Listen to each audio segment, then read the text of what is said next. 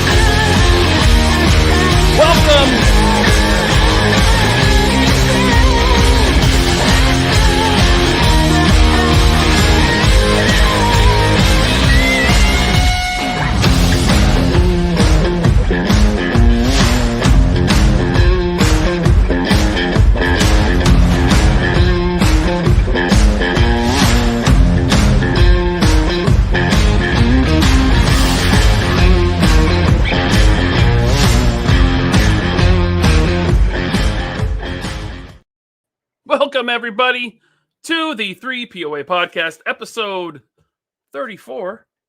I am your host, Laserpants, also known as Ryan.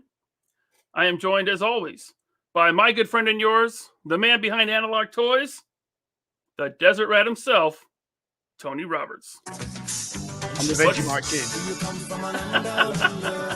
How's it going, man? You know, I'm a huge UFC fan. Last week, there was a big UFC down in Perth. Alex Volkanovski fighting for the lightweight title, and that's the song that he played for his walkout. Man, you should have seen the Aussie crowd getting pumped. I bet. Yeah. So they don't hate that song, then? That's cool. It's not like, we're so tired of that. No. It's been 30 years of Land Down Under. No, we don't get tired of it. Okay. A bit like the intro to the 3POA. I don't get tired of it. Although That's I do pretty need to refresh the visuals maybe before next show. So. Yeah. Update for 2023. Now, we are also joined by another friend of ours, the CEO of Valaverse, the man behind Action Force, the one and only Bobby Vala. What is going on, Bobby? What's up, gang? Interesting. I don't know why you guys consider me friends. I have no friends. I mean, it's just kind of something you say. I don't actually mean it. But you had an interesting couple of days. A little bit, yeah. A little bit of a sale. A little bit of a sale. A little bit of a sale that, as always with the Action Force brand, I am taken by surprise at the rabidness of the fans and the love of this line. So we moved thousands of figures in a 24-hour period, and now we're sold out of dusters. So guess people like a sale. People love a sale, and we got room in our warehouse again. Awesome. Enough room for Series 4 coming soon. We'll be talking about Series 4 in a couple weekends. All right, cool. Yeah. All right, well, we got a special guest tonight, guys. He's been a YouTuber for over 13 years. I swear he uploads a video like every day. The least controversial action figure reviewer on YouTube. Everyone loves him. He never has a critical word to say. Totally positive every time. And if you know this theme song, you know who I'm talking about. Anthony's Customs. Welcome to the show, man. What's up, guys? Thanks for having me. Absolutely. Not controversial at all. No, not at all. I would say not. I would say it's not controversial, but that's not what everyone else says. I mean, I would agree with you. Yeah. I would completely agree with you because we need more honest voices in the community, I think. And I would agree. Yeah. You're in good company tonight, man. You're in good company. I know. That's Yeah, why I watched the show. So when did you learn of the 3POA? When did you start watching? Well, I don't watch a lot of YouTube because I have no time anymore for anything ever, thanks to the baby. She just turned 10 months, so I'm going on 10 months of not doing anything, including sleeping. So if I say anything weird tonight, just Just ignore it. And I'm on so many allergy medicines. Anyway, I've been watching on and off. I usually catch them. I don't catch them live. I don't have time to do that usually, but Yeah. few months at least. And then like I knew of you guys a while ago, but early childhood, early infancy is not conducive to watching much YouTube. Been there. Yep, been there. Congrats on that, by the way. That's your first Thank one. you. Yes, first and probably last. Getting too old. Too old for this stuff. Hey man, I was one and done. One and done. Mhm. And Yeah. you I told my start- wife, I was like, one and done. And I got peer pressured into the second one. But then I was there. I was like, that's it. We're done. We're done. I'm definitely not doing more than 2, no matter what. I'm leaving a little bit of room for negotiation there, but no more than 2. We got a lot of congrats, Anthony, in the chat. I have to bring that chat up. For the little one. Yeah. There we are. Well, thanks. Thanks, everyone. For baby customs. Yes. Yeah. I mean, I guess I'll just get into it. Let's do it. You've been doing, like I said, YouTube for 13 years. Pretty much just all action figure related, right? Yeah, I mixed in a few movie reviews that got very little viewership. The people that watched them said they were good, but not enough views, so I kind of canned that. And a couple other random one-off type things, but 99% action figure reviews or customs, that kind of thing. Yep. Man, I'd love to hear you review Ant-Man 3 because I saw that last night. And wow. I don't think I'm going to see it. I haven't seen a movie since Endgame, a Marvel movie since Endgame, and I'm probably okay with not changing that. We'll see. Yeah, definitely. Like I said I was good. It ended with a nice bow, and I watched, Black Widow and Eternals and Shang-Chi, and I was like, wow, they are putting out absolute dog shit now. And I was like, I can't even watch any of the shows. I tried to watch an episode of Loki. I'm like, this sucks. Like, Yeah. this is It got- WB type shit. It got worse with Thor. Like we didn't finish it. Thor was bad. We didn't go to the theater. Like, right, we got Disney Plus, so we started watching it. Lost interest. Same I thing couldn't with get through 20 minutes of that Thor: Love and Thunder. 20 Oh. minutes, I think I survived. yeah. What Same was thing what was the Spider-Man movie though? That's like the only decent movie they've done since Endgame. Home something. Far From Home? Coming No Home? Way Something Home. like that. No Yeah. Way Home. No Way yes. Home. I like that one. Haven't seen it. I've heard I should see that, but I'm not convinced. I haven't bothered. That's I do have some issues with that film, but it's the only one I would say it's still a worthwhile, enjoyable watch. It's the only Okay. movie since Endgame that's worth your time. Fair enough. It's definitely a nostalgia trap. Like when it first came out, I was hyped on it, and then you see Yeah. it a couple times, and it's like, yeah, they're getting you because you see Toby again and Andrew again, and then you start thinking about the plot, and it doesn't really work at all. And That's what so, I've heard. Yeah. Yeah, but it was fun. The other movies, horrible. So, but anyway, yeah. So I mean, 13 years. since Bobby brought up dog shit though, I did watch Wakanda Forever the other day. That was And painful. that is like a microwave steaming pile of dog shit. Yeah. That's that another was one that we couldn't finish. It terrible. was so Yeah, it was my- so bad. My wife and I, we were watching it, and I was like, this movie is like 2.5 hours or 2 hours and 45 minutes. I'm like, damn. And we were watching the movie just like, when is this gonna end? Like, please end. Please end, please. And it's like just kept going and kept going. I'm like, wow, they're a long way from the MCU that they built in the first 10 years. Mhm. Well, the MCU has become like side characters. The movie. Yeah. Yeah. I mean, that's what Wakanda Forever felt like. And like I said, we made it like 30 minutes, and we were all like on our phones and like, hey, let's do something else. Yeah. So, yeah, Anthony, you're not missing much. I don't think I am. But so 13 years on YouTube. Hmm. Something I always like to ask, when we have other collectors on the show, like last week we had, or the last show we had, Articulated Ninja. I like to know, like, what started you into action figures, and not just as a kid, but how did that transition into you being a grown-up collector that people think is, you're weird now, right? We're all weird because we buy toys. People think mean, we're that- weird? I mean, Oh, that's like that's the perception, right? Like my older No, brother yeah. comes over and he sees all this and he's like, "What's wrong with you?" And I'm like, I don't know. Yeah. Well, as a kid, I've never read a comic book in its entirety. My brother bought a couple of the hardback ones that I guess are like multiple books put together. Is that what those are? Yeah, I've trades. looked through those. Yeah, I looked through those a few times, but for me, it was always just the cartoons and movies and that kind of stuff. And then for me, this is going to sound really dorky, but I would rather go on like Wikipedia or Comic Vine or whatever those websites are and read the whole story for a character rather than flip through books that are mostly pictures.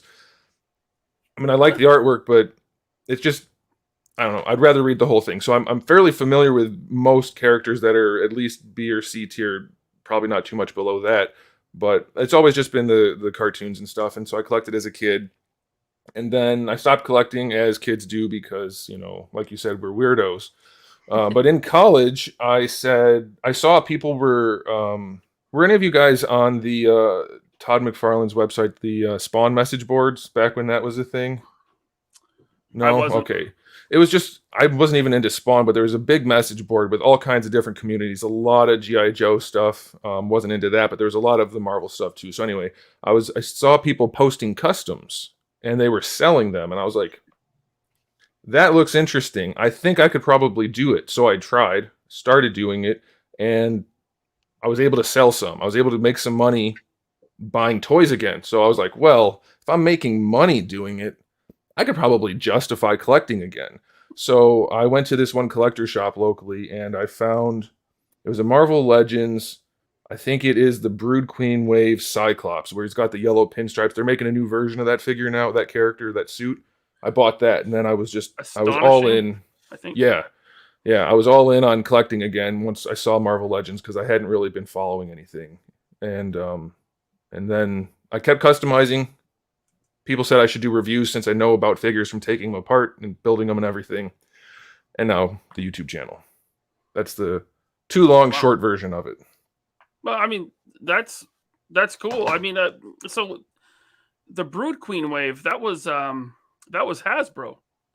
Yes. So yeah, yes. it's not a great figure, but it was a good. Like I didn't know any better at the time, and at the time it was solid enough. It was on that real skinny body with the real blocky muscles, so it wasn't like super incredible. But the last figure I played with or handled in some way that is definitely not playing in the bathtub was like an old 5-inch Toy Biz figure. So I was like, these are awesome. And then Soda Toys, by the way, Soda Street Fighter got me into it big time when they were a thing.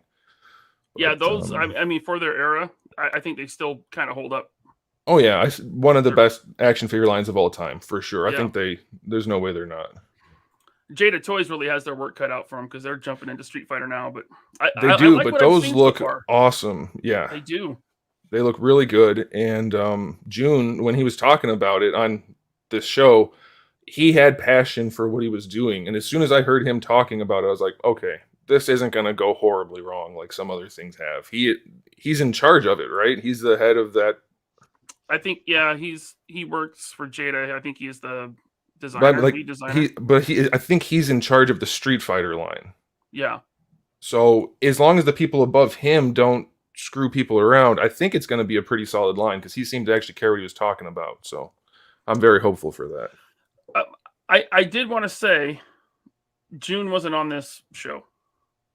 So maybe he's been on Toy Migos. Oh, that's right. Toy Migos. Yeah. Sorry. Yeah. Okay. No, it's okay. I just didn't want anyone to think, oh, June was on this show. We should get June on the show and talk to him. I would love to. I'll try to get in touch. I know a couple of the Toy Migos. That's why I'm friends with one of them. I was watching his show while watching one of your guys' shows, and I mixed them up. Oh, that's okay. I'll try to get that done if you want. If you want to do that, that'd be cool. I would love to. I'll see what I can do. I would love to talk to him. Yeah. Speaking of Jada, we did have a question, and I'm going to get to all the super chats here. But this is, since we're talking about it, James Bowen says, Anthony, I'm curious about your thoughts on Jada. Have you reviewed any of their figures yet? They've done Universal Monsters. I don't think I have. The last thing I was familiar with them doing was a bunch of car stuff, like scaled cars, like Fast and Furious type stuff, and I'm not into that at all. And Right. then they did some Halo stuff forever ago, but I wasn't into that either. So I don't think I'm not very familiar. Did they do?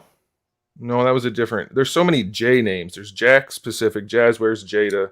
I don't think I've ever done anything with Jada before. No. Yeah, Jada up to this point has primarily been like die-cast cars. Yeah. Okay. But they started doing figures with Universal Monsters, which I got the Invisible Man. It's actually really nice, especially for the first action figure from a company that's never made action figures before. Yeah. But yeah, I'm really looking forward to their Street Fighter line because it looks amazing. I think so. Yeah. Okay. I'm going to move on to some super chats here. The first one from Lyle Convoy. Thank you, Lyle. I have a request that you show Anthony your greatest sponsor. If it's still uploaded, I will. Is it still in? It is not in there, Lyle. It was removed. I apologize. I cannot do that. It was the ninja. The ninja bathe in my milk. The Storm Shadow. Yeah, that we played last show. Yeah. And then Gavin's Travel says, best thing about Thor Love and Thunder was the yelling goats. That was fine. Love and Butt Thunder? Love and Butt. Yeah, that's my 13-year-old. He thinks he's being funny. I know. He is. He's funnier than you, man. Anthony Whitehead for the best podcast on YouTube. Thanks, man. Appreciate it. Thanks. Tony Robles, as always, thank you, Tony. Panther 2 was just a snooze fest. Bet the Action Force movie is going to grab the audience in the nuts and just go pay attention. Congrats on a strong 13 years, Anthony. Cheers. Thanks. Awesome. Thanks, Tony. We're going to meet Tony at Joe Fest, guys. Yep. All right. Yes, stick around for the end of the show. We're doing a 3,000 subscriber giveaway. I forgot to thank you, Tony, for bringing that up.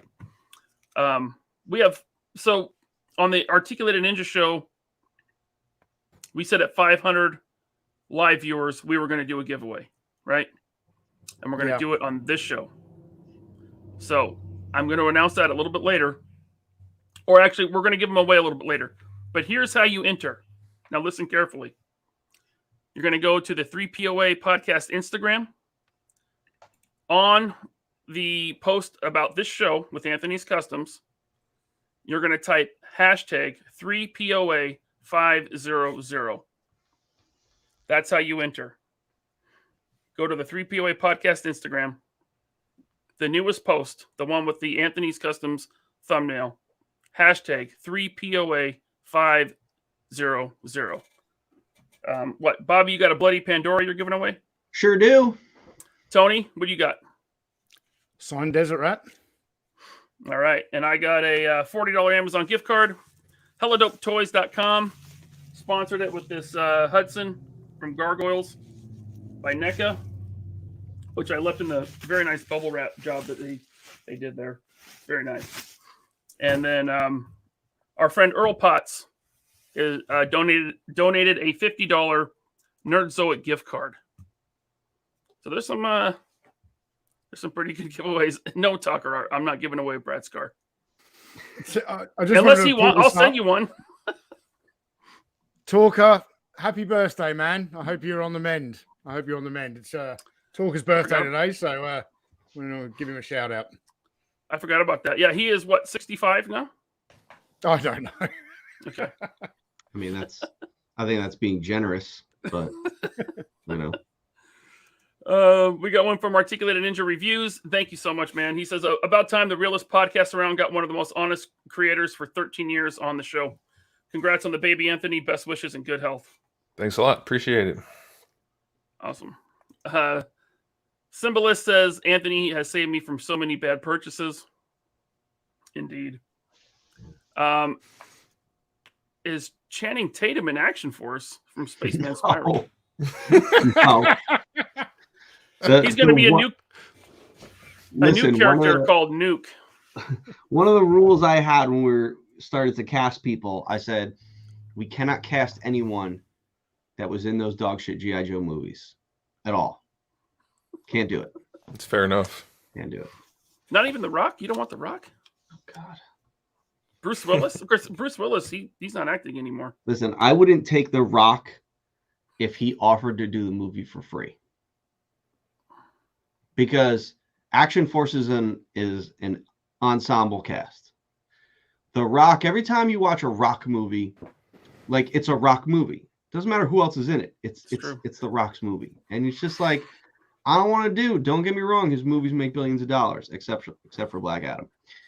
But you know, he brings presence, but at the same time, he's a solo guy, man. He's not a team player. Yeah. Speaking of which, George Aiken wants to know if Tony's going to be the military advisor on the movie. I'm available.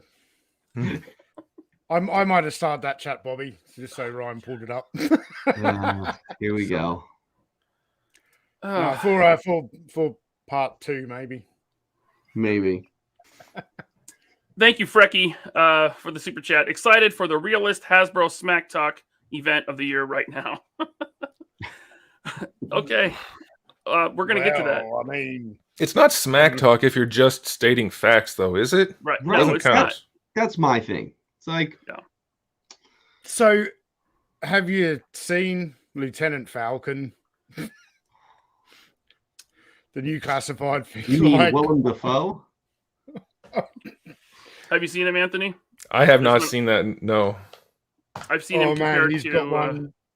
I watched an in-hand review this morning, a channel I'd never seen before, but one of the first, reviews of the figure. Damn, it's even uglier than some of the images I'd seen online. It's really bad. I'll have to look that up. Some people said it looks like Caitlyn Jenner.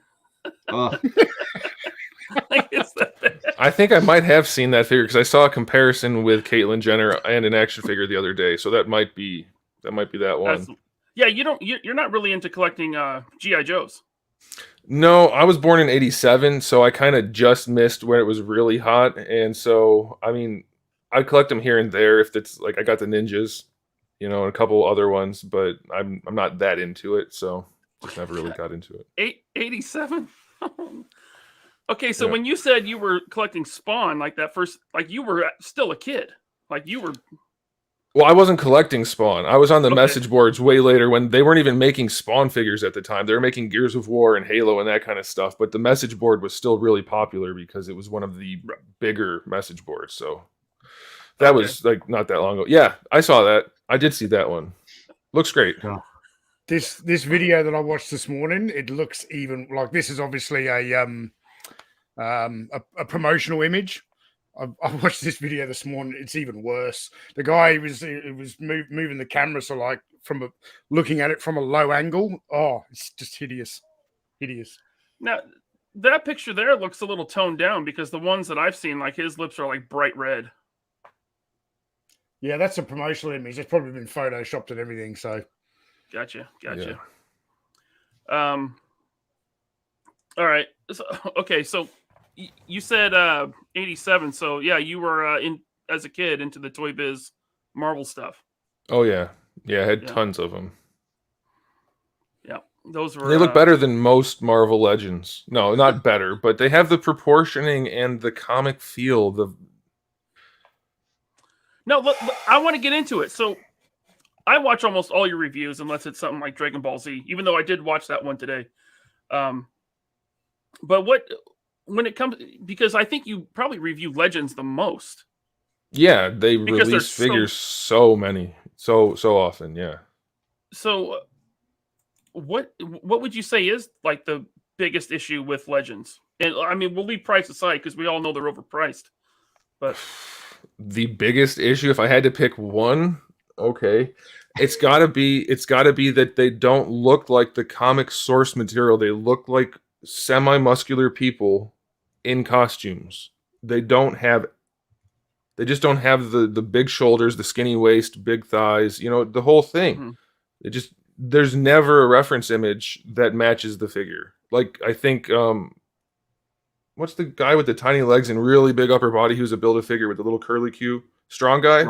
Strong guy. Yeah. That one, that's a perfect example of how to do it. They just almost never do. They don't give you the style, and I think that's the biggest flaw for me. Bobby is a former Marvel Legends designer. Yes, I'm aware. Bobby, Hopefully, I haven't offended you. No. When I was there, I remember one of the concepts that I was trying to pitch was stylized like Legends, like an artist series. Like DC had done artist series where they based a series of figures off like Greg Capullo's art or some of the other guys. But I was like, why we should be doing like Jim Lee styled X-Men, stuff like that. And they just looked at it like, no, that's like too much in tooling. Let's just reuse bodies, Mm-hmm. Yep. So it's like a bummer that didn't happen. Now, when we did the Marvel 80th anniversary line, and I remember the guy from Marvel who did the approvals, he was like, guys, you have to make sure that it looks like the Alex Ross artwork. And I was like, why? So that was an instance where, don't get me wrong, like, I'm not saying he's not a good artist. I'm just saying he was never my cup of tea. His stuff was always kind of bland to me. Yeah, I'm with you. Never really had like striking emotion and things like that. So I was just like, okay, well, what, like, Alex Ross's style isn't like, enough to like translate that into action figures. So we kind of just said like my Thor figure, I'm like, oh, here's the Alex Ross head, even though it was like nothing like that. They did the same thing with like Cap and stuff. I think on Iron Man they gave him the Alex Ross head because he designed a different helmet. Right. But like we were pushed in that direction, and that was like one of those times where I was like, no, I don't want to go in that direction. I want to go, more like I don't know, maybe like a John Byrne kind of style, like your typical superhero style. But I tried pitching that and didn't. No one liked it. Alex Ross is a phenomenal artist, but his superhero style is like if it was a movie in 1970s, like that's what the characters would look like, Yeah. Because you see like all the, I don't know, the texture of like their costumes, and it just looks like old movie to me. I don't know. Yeah, it looks. Is he the one? Go ahead. It looks like generic spandex. So like you read Kingdom Come or you read Marvels, and it's like it literally looks like you're watching the 70s Spider-Man TV show. Like it doesn't look real, So it's like, again, he's an amazing painter. He's fantastic. Can't take anything away from his, even just as an artist, like his, his proportions and things like that is great. But I don't know. I just like when I read Marvels and Kingdom Come, I'm just like, okay, when am I going to feel like emotionally into this? Because I just didn't feel like it. I was reading a comic. Like I felt like I was doing somewhere between like, 1940s movie or like something else. I just didn't, I want a comic to be in your face, but then again, it's like I grew up with 90s comics. But there are also like amazing 80s comics that were in your face like that, and it just didn't grab me.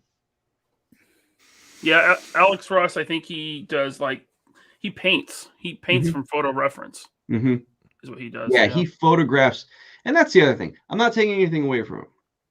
Guy like Jim Lee can just draw, and he can draw amazing. Yeah, he can draw any pose, anything, and it's absolutely perfect. And he does it fast, and he does it without reference. Alex Ross, now granted, he says he does it for lighting. However, every Superman looks like every single Batman, looks like every single, I forget who from Captain America, because he uses the same guy for his photo reference for those three characters. They all look exactly the same. And I'm just like, well, if you're using it for lighting, why does every guy look the same? So, Yeah. I'm not making a lot of people mad because it's Alex Ross, but again, a fantastic artist, just, not my cup of tea. What was that, Tony? He's upsetting a few people in the chat, but that's just Bobby. No, we're not saying Alex Ross is not a good artist. He's a phenomenal artist. It's just I said it like 6 times, guys. Listen to what I'm saying. Oh my God, Alex Ross is the best ever. If it's too hard to translate, the best, find a different job. Jeez. There's just nothing to translate. It's just a basic design. It's not stylized.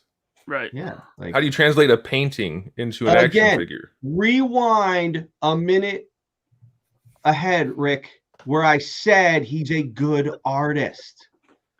Man, you guys don't listen. It's like you're like his tankers. Like, I'm just gonna cry about something because somebody doesn't like what I like. No, man, that's not what I said. I said he's a good artist. I said they're just not for me, man. I didn't say, man, Alex Ross really sucks. Alex Ross shouldn't be doing comics. You probably heard that though, and you're probably gonna go in and be like, how dare you say that? You made another very valid point though. It's like with all the different comic artists that have been around, some of them translate better to action figures. Yeah, 100%. It's all about it's not that you can't translate it. It's when you do translate it, it makes for a much more dynamic action figure. Dragon Reborn says Rick is the new Wade. No. I mean, Rick can just like think about what he's hearing. When you don't listen, jumping to a conclusion, and you make a comment before you listen, mob's gonna gang up on you. Anyway, that's enough Alex Ross. I totally forgot where we were going, but now that we've established he can't draw or paint, let's move on. And he's a bad person as well. He kicks puppies. Yeah, he's horrible. Next, Alex Ross, that guy. So, Bobby, do you reckon your those comments you were making at Hasbro, however long ago it was, about doing something a little more stylized? I think those comments, are still echoing in Hasbro, and now they've taken that. Hey, Bobby talked about stylized. Hey, let's do cell shading. Yeah, I mean, and Anthony, I'd really like to hear what your thoughts on these new cell shaded figures. Are they cell shaded? That's not cell shading. That's like one strip of paint that doesn't match the sculpt or the lighting at all.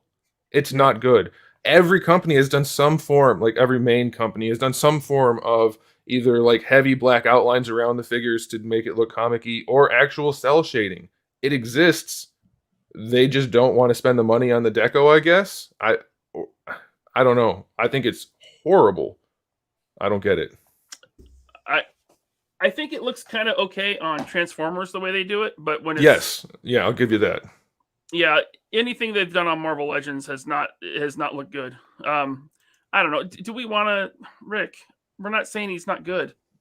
Okay, he's the best. It's just a preference. It's just a preference of there's different styles of art, and they're just given their preference. It's not Rick. Alex Rick, I want to save you from getting harassed by everyone in the chat because you're obviously not listening. You're obviously not listening. It's okay. I don't want to dogpile Rick. I think this is his first time watching. He came to the wrong show. I know. Man. Sorry, He Rick. came to the wrong one. All right. I'm just going to cut to it. What's the best Marvel Legend, Anthony? Single figure? Of all time. Ooh, that's a tough one. The first one that comes to mind, which I don't think actually is, but it was for a long time, I think, is the original release of Colossus. Wrong. It has its... Wrong. I haven't finished it's Darwin. yet. I haven't gotten to that part yet. If you look over my shoulder, by the way. All right. I was planning that. I was just going to yell at you and tell you you're wrong, and then show you. Fair enough. That's all right. No, He's the most versatile. He's the most versatile. Finding that figure to use as a height measurement when all the Marvel Legends people kept complaining that I don't do enough height comparisons when they're all the same bodies anyway, which doesn't make any sense to me. I figured, well, I might as well use one of the worst figures of all time who at least has a good head sculpt. So now Darwin has become somewhat infamous, I think. And they probably sold at least 3 or 4 more than they would have otherwise. So they can thank me for that. Yeah, he's killed a lot of people on your channel. Violently, yes. Yeah. Okay. There's some super chats here that have questions for you, and just comments. I'm going to get to them. I don't want to keep people waiting too long. Robert, thank you. Anthony, your Blob review had me laughing. Thanks. I don't know what I said in it, but I'm glad you enjoyed it. It was funny. I remember laughing. Cool. Jason Krischer looks like Team America World Police. Oh, he's talking about Falcon. Okay, got it. Yeah, he looks like a marionette. He does. He looks like a marionette. Elizabeth, thank you so much. Hi, thank you for giving me something to listen and watch while ignoring whatever my 7-year-old has on the TV right now. It's probably like another YouTube channel. Like, what is it? Ryan's World? That's for kids. They watch that, right? Yep. Yeah, it's a bad one. Awesome. Thank you, Elizabeth. Axion Figures. Thank you. His beret sucks too, doesn't it, Tony? Let's hear about the beret, Tony. There is not a toy designer alive today who can get a 1:12 scale beret accurate. Well, you mean accurate, a removable beret? Yes. Yeah. Berets are far too form fitting to the head to be a. You can't produce plastic that thin and have it removable. I think it would be far too challenging to do soft goods that size as well, because of the way we shape them. So, yeah, molded on, definitely that would be the way to do it. Yeah, if I ever do a beret in the Action Force line, I am not making it removable. The amount of people on Instagram who they send me pictures where they've taken a desert rat and they've painted Flint's beret and put it on. I'm like, stop sending me this shit. It looks awful. and that's no, like, I'm not having to dig at the people, like the way they've customized and painted the beret. It's just you're working with a dog turd. It's like Flint's beret is not good. Don't put it on desert rat, please. You're so toxic. So toxic. I am 100%. Thank you. I'm in a bad mood, right? You know why I'm in a bad mood? No, because I was customizing some Series 3 Valaverse figures. When I say customizing, I was like swapping torsos over. So I had them just heated up in the sink, just in some warm tap water. And when I was kind of finished swapping everything around, I pulled the plug out to drain the water. And then I watched Eclipse's combat knife go down the drain, and I'm angry at myself. Amateur. Lucky I've got that Crimson Shadow Arsenal tin with like shitloads of spare knives in it. So I'm still annoyed though. Headcanon, thank you. Falcon has always been a dollar store Flint. Is that the case? I don't know. I was a Falcon fan in the original Real American Hero line. Falcon was great. I think it just depends on like when you were born, you know. For me it was Flint, but if you're a little bit younger than me, you know, Falcon would have been that exciting new guy to come around at the right age. I still really love Flint in the original line. I was still into Joe when Flint came out. He was one of my favorite figures. So cool. Just never understood why he had a shotgun, but there you go. We got a super chat for Anthony from Hannah Sapphire. Anthony is the GOAT. He tells it like it is, and we love him for that. I do my best. There we go. Thanks. Renato, thank you, sir. He says, hey, Renato. When I started collecting in 2020, Anthony was the first reviewer I started watching. Good choice. Hopefully he saved you some money. I appreciate the honesty and transparency. Much love to you all. Happy to help. Thank you, Renato. Very passionate collector, that guy. He is. Boba Vet, thank you, sir. Just want to send a little financial love to the greatest team of figure peoples. Bobby, Delta Gear Packs, pretty please. I mean, if you bought an on sale Desert Rat, he pretty much comes with the Delta Gear Pack. We'll see. I mean Duster, not Desert Rat. Duster. Sorry, Duster.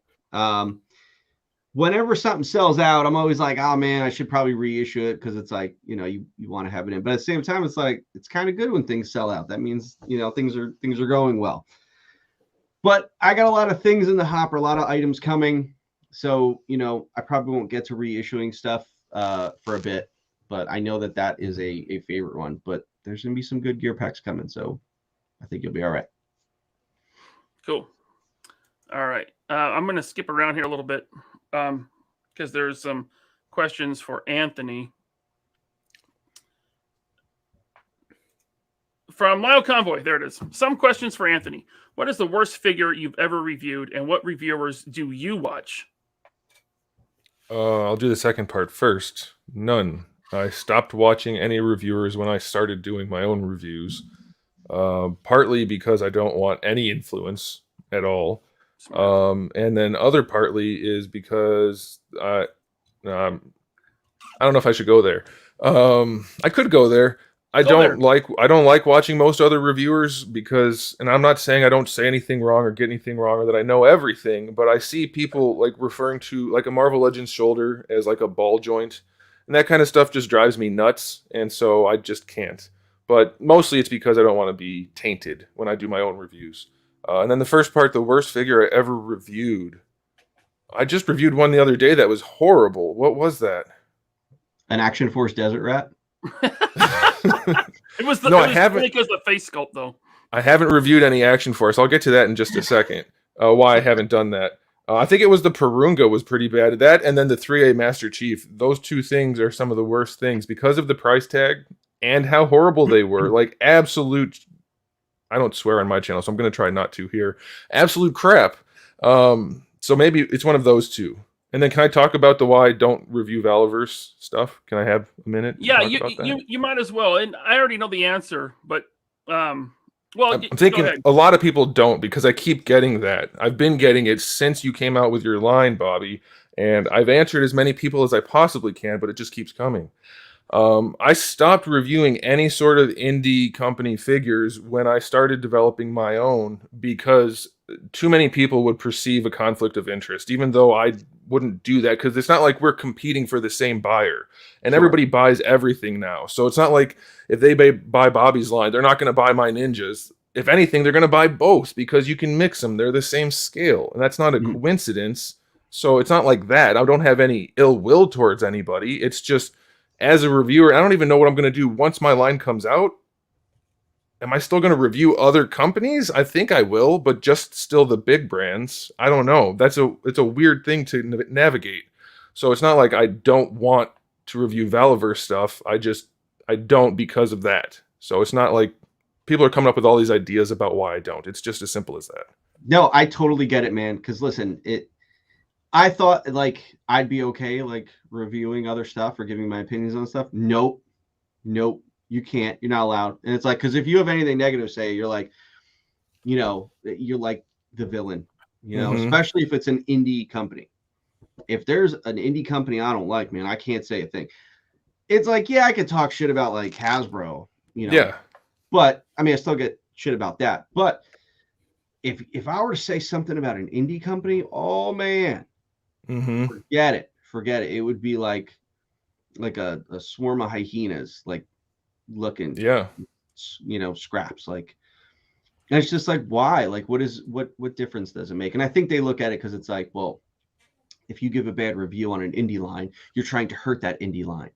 And it's like, you should all be helping each other. And it's like, listen, man, I get it, but no one really helped me. Granted, I didn't like really ask for a lot of help. There's people that like, I got a little bit of advice from here and there, but most of the time I went at it alone because it's like, I'm going to do it my way, and as everyone should do it their way. And it's like, you team up with someone, or if like someone's doing something that you're kind of doing similar, it's like you can't really get involved in that kind of stuff. Yeah.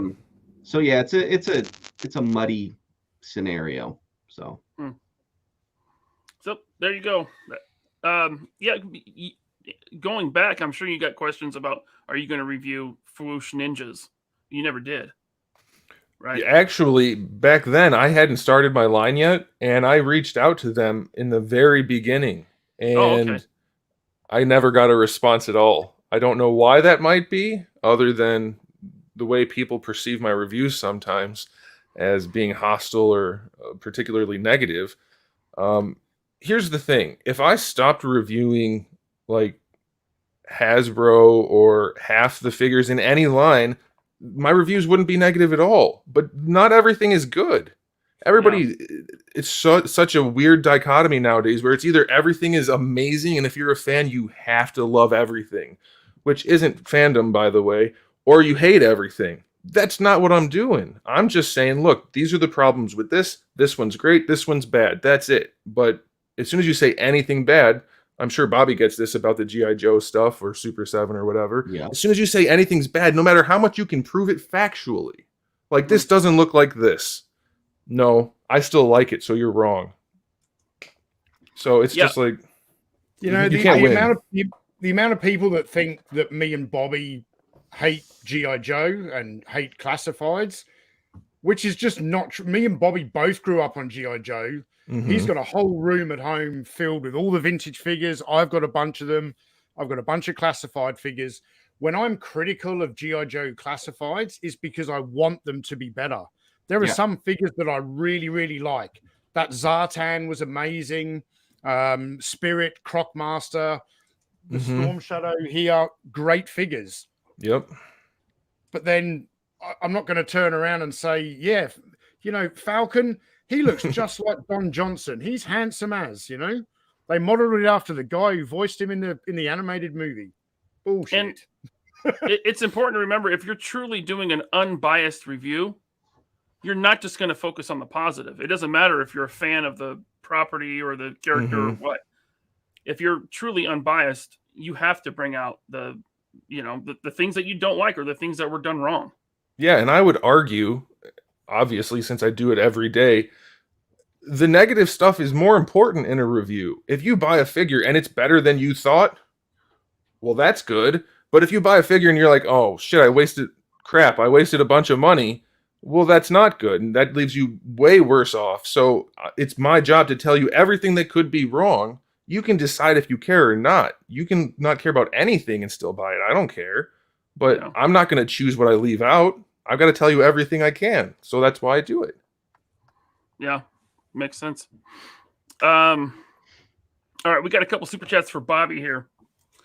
I Speak Geek, thank you, sir. May have already been answered, but is there a set date for the Valicon Valifair in a couple weeks?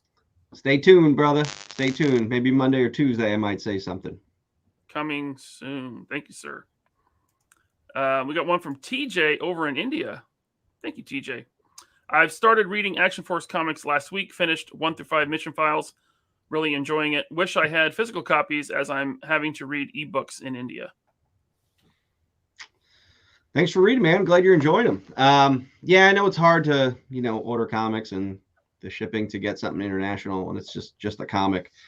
I wish I can get them to you guys a lot easier. But hey, reading them digitally is better than not reading them at all, right? Maybe the trade can go international eventually. Trade? What are you talking about? Trade? You've said before you're working on a trade. Oh, yeah. Hey, man, Valifair is coming up. All right. I can't talk about anything. Valifair is coming up. Wait for that. Also, I Speak Geek, another super chat. Thank you, sir. Also want to say that I just left the Legions of Valorous group due to all the trolls talking crap. Wasn't enjoying anymore. 3 POA is where it's at. Oh, okay. Hey, man, you made a good choice. Facebook groups as a whole are just... Yeah. Go ahead, Tony. All Facebook groups, certainly, toy-related ones that I've experienced over the last 10 or 15 years, they start off as, whether it's Transformers, G.I. Joe, Valivert, whatever it is, it starts off as a fan group. And then because no one seems to know how to moderate Facebook groups anymore, they very quickly descend into a hate group for that. It starts off as a fan group for the franchise and becomes a hate group.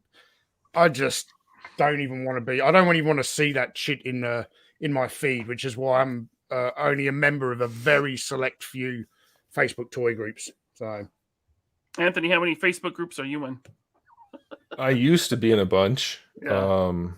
I'm probably still in a bunch, but I don't use them. I joined the 3POA one the other day, but I rarely go on Facebook for anything. If I'm not doing work stuff, I don't have any personal social media stuff at all. So if I'm not doing work stuff or toy-related stuff, I'm not doing anything. Smart. And then Thor, says, "Hey, Laser Pants, tell Anthony I'm a big fan of his work." Anthony, he's a big fan of your work. He's Thank up you. there with Articulated Ninja, the Review Spot, the 3POA. Thank you. D Amazing, D Hunter, and Plastic Addict, and Collectors Express. Okay, cool. Right on. You're up there with all those other guys. Other people. All right. Yeah. Thanks. Company. I like those channels. I like D Amazing and Articulated Ninja's okay. Yeah, I mean, no, I'm kidding. I like him. The others I'm not real familiar with, but thank you. Appreciate that, Thor. Okay. I wasn't going to get into this yet, but Austin Kaiser sent a super chat, so I will. Thank you, Austin. What's the status of Rival Collectibles? Okay, so it's basically like if you were at the start of the stream and you heard me talking about how I have no free time at all anymore, because Bobby can attest to this, designing a toy line for yourself doesn't make any money, and it takes a shitload of time and effort. So I have not been working on it over the past 10 months at all, since the baby showed up. I say it like it was a surprise. It wasn't a surprise, but since the baby was brought into the world, I haven't been working on it. Come from? Right? Yeah, it's like I just haven't been working on it. It's not dead. There's nothing for me to talk about. And right now, so I started working on this action figure line not knowing anything technically. Like I'd never sculpted digitally before. So I taught myself how to use ZBrush. Bobby, do you use ZBrush? I do not. What do you use? I don't sculpt. Oh, I pay people for that. gotcha. You do the drawing? I design everything. So Okay. I design the whole concept. I do all my own orthographic turns and concept Gotcha. inputs and things like that. I need one of those guys. So anyway, I had to teach myself how to do all the sculpting, and ZBrush is an incredibly complicated piece of software. It's an awesome software, but it's nuts. So I had to teach myself everything. What was I talking about? I told you, no sleep for 10 months. It's not good. You're talking about Oh, the status. Yeah. Sorry, guys. Best guess ever. Doesn't even know what he's talking about. That's okay. I had to teach myself everything. So a lot of the stuff that I did, but it wasn't like the right way. And these are plastic action figures, so it's not like we're measuring down to like the micron, but I'm going back and fixing a lot of things. I'm making sure everything is as good as it can be. I was doing that until the baby. So once I can get back to it, I'm going to finish hammering out all the details of all the figures, working on the engineering and everything. Right now, what I'm working on, once I get back to it, is adding cloth texture to all the cloth stuff, because I didn't know how to do that back then, and now I do. So anyway, lots of detail work, really tedious, boring stuff that I can't really update anybody on. But once I get all that done, I'll have updates, and then I have to figure out the whole production and everything. But there's a lot done. It's just not stuff for me to show you guys. So it's still happening, just not right now. And for those of you that don't know what Austin and Anthony are talking about, stay tuned. I got some pictures. We're going to show off what he has done so far because it's pretty damn cool. TJ, thank you for the super chat. Bobby, you said we'll have reissues, Condor incoming. Remember Valifair. Wait for that. Wait for that, TJ. I know you paid for it, TJ. You gotta wait, man. Come on. I don't give anything away on this show. Well, he sent this before you said. Oh, for gotcha. Valifair. Yeah. Gotcha. I think you have already said that though in the past. We just don't know when. So yeah, stay tuned. Stay tuned for Valifair, folks. And soon, to make sure that you don't miss anything to do with Valifair, you need to go and subscribe to the Valaverse YouTube channel and all of their social media. I'll just do that plug for you, Bobby, since you didn't do it before. Hey, thanks, man. All the links are in the description. All the links to all Valaverse stuff is in the description. All right. What's this? Wow, we got over 500 watching right now. Incredible. Whoa. Nice. Another incredible show. Thank you, everyone. Mate, even your midweek B show is getting over like 250 live viewers. Yeah. even with Jeremy on there. Yeah. Well, it would be 500 if he wasn't on. So. if it was just you. Yeah. Scrapbooking. Yeah. That's my next show. I'm going to start a scrapbooking show. Live scrapbooking. Anthony, so you've been on YouTube for 13 years, man. How has YouTube and the community around it changed in that 13 years? Like, what stands out to you? Well, Besides Susan Wojcicki leaving. I hope that's a good thing. I'm thinking it can't be a bad thing, but the grass is always greener until you get there. So I'm a little worried. We'll see how that goes. So I think the biggest thing is this new idea that you have to either be all in or all against. That's a big problem. And it's resulted in, well, you guys talk about it all the time. All the people like to throw around the word shill. I don't know if these people, you guys looked up the definition. I think Tony brought up the definition the other day. I don't know what it means. I don't remember anymore exactly what the definition is. So I don't know if it applies to everyone, but YouTube and the internet as a whole, but YouTube in particular, has just been filled with these people who basically are just hawking goods for companies rather than doing reviews. It's just weird. And of course, I'm going to say that because I'm the one that no one likes, but it's true. And if you don't like that, well, then you're not looking at YouTube. You're not paying attention to what's going on. That's what's happening. There are some small channels that had, like, I'm not going to point anybody out because it's not their fault. It is, what I'm talking about now isn't their fault anyway. The whole hawking goods is there's some really tiny channels that are getting like world first premiere type things from certain companies, and that's strange. Why would a company like Hasbro or any other company give a tiny channel, here, you can show this off for the first time ever, no one's seen it before? I know why. They're trying to buy an audience. They're trying to buy reviews. They're trying to build don't watch the reviewers who are saying things aren't good.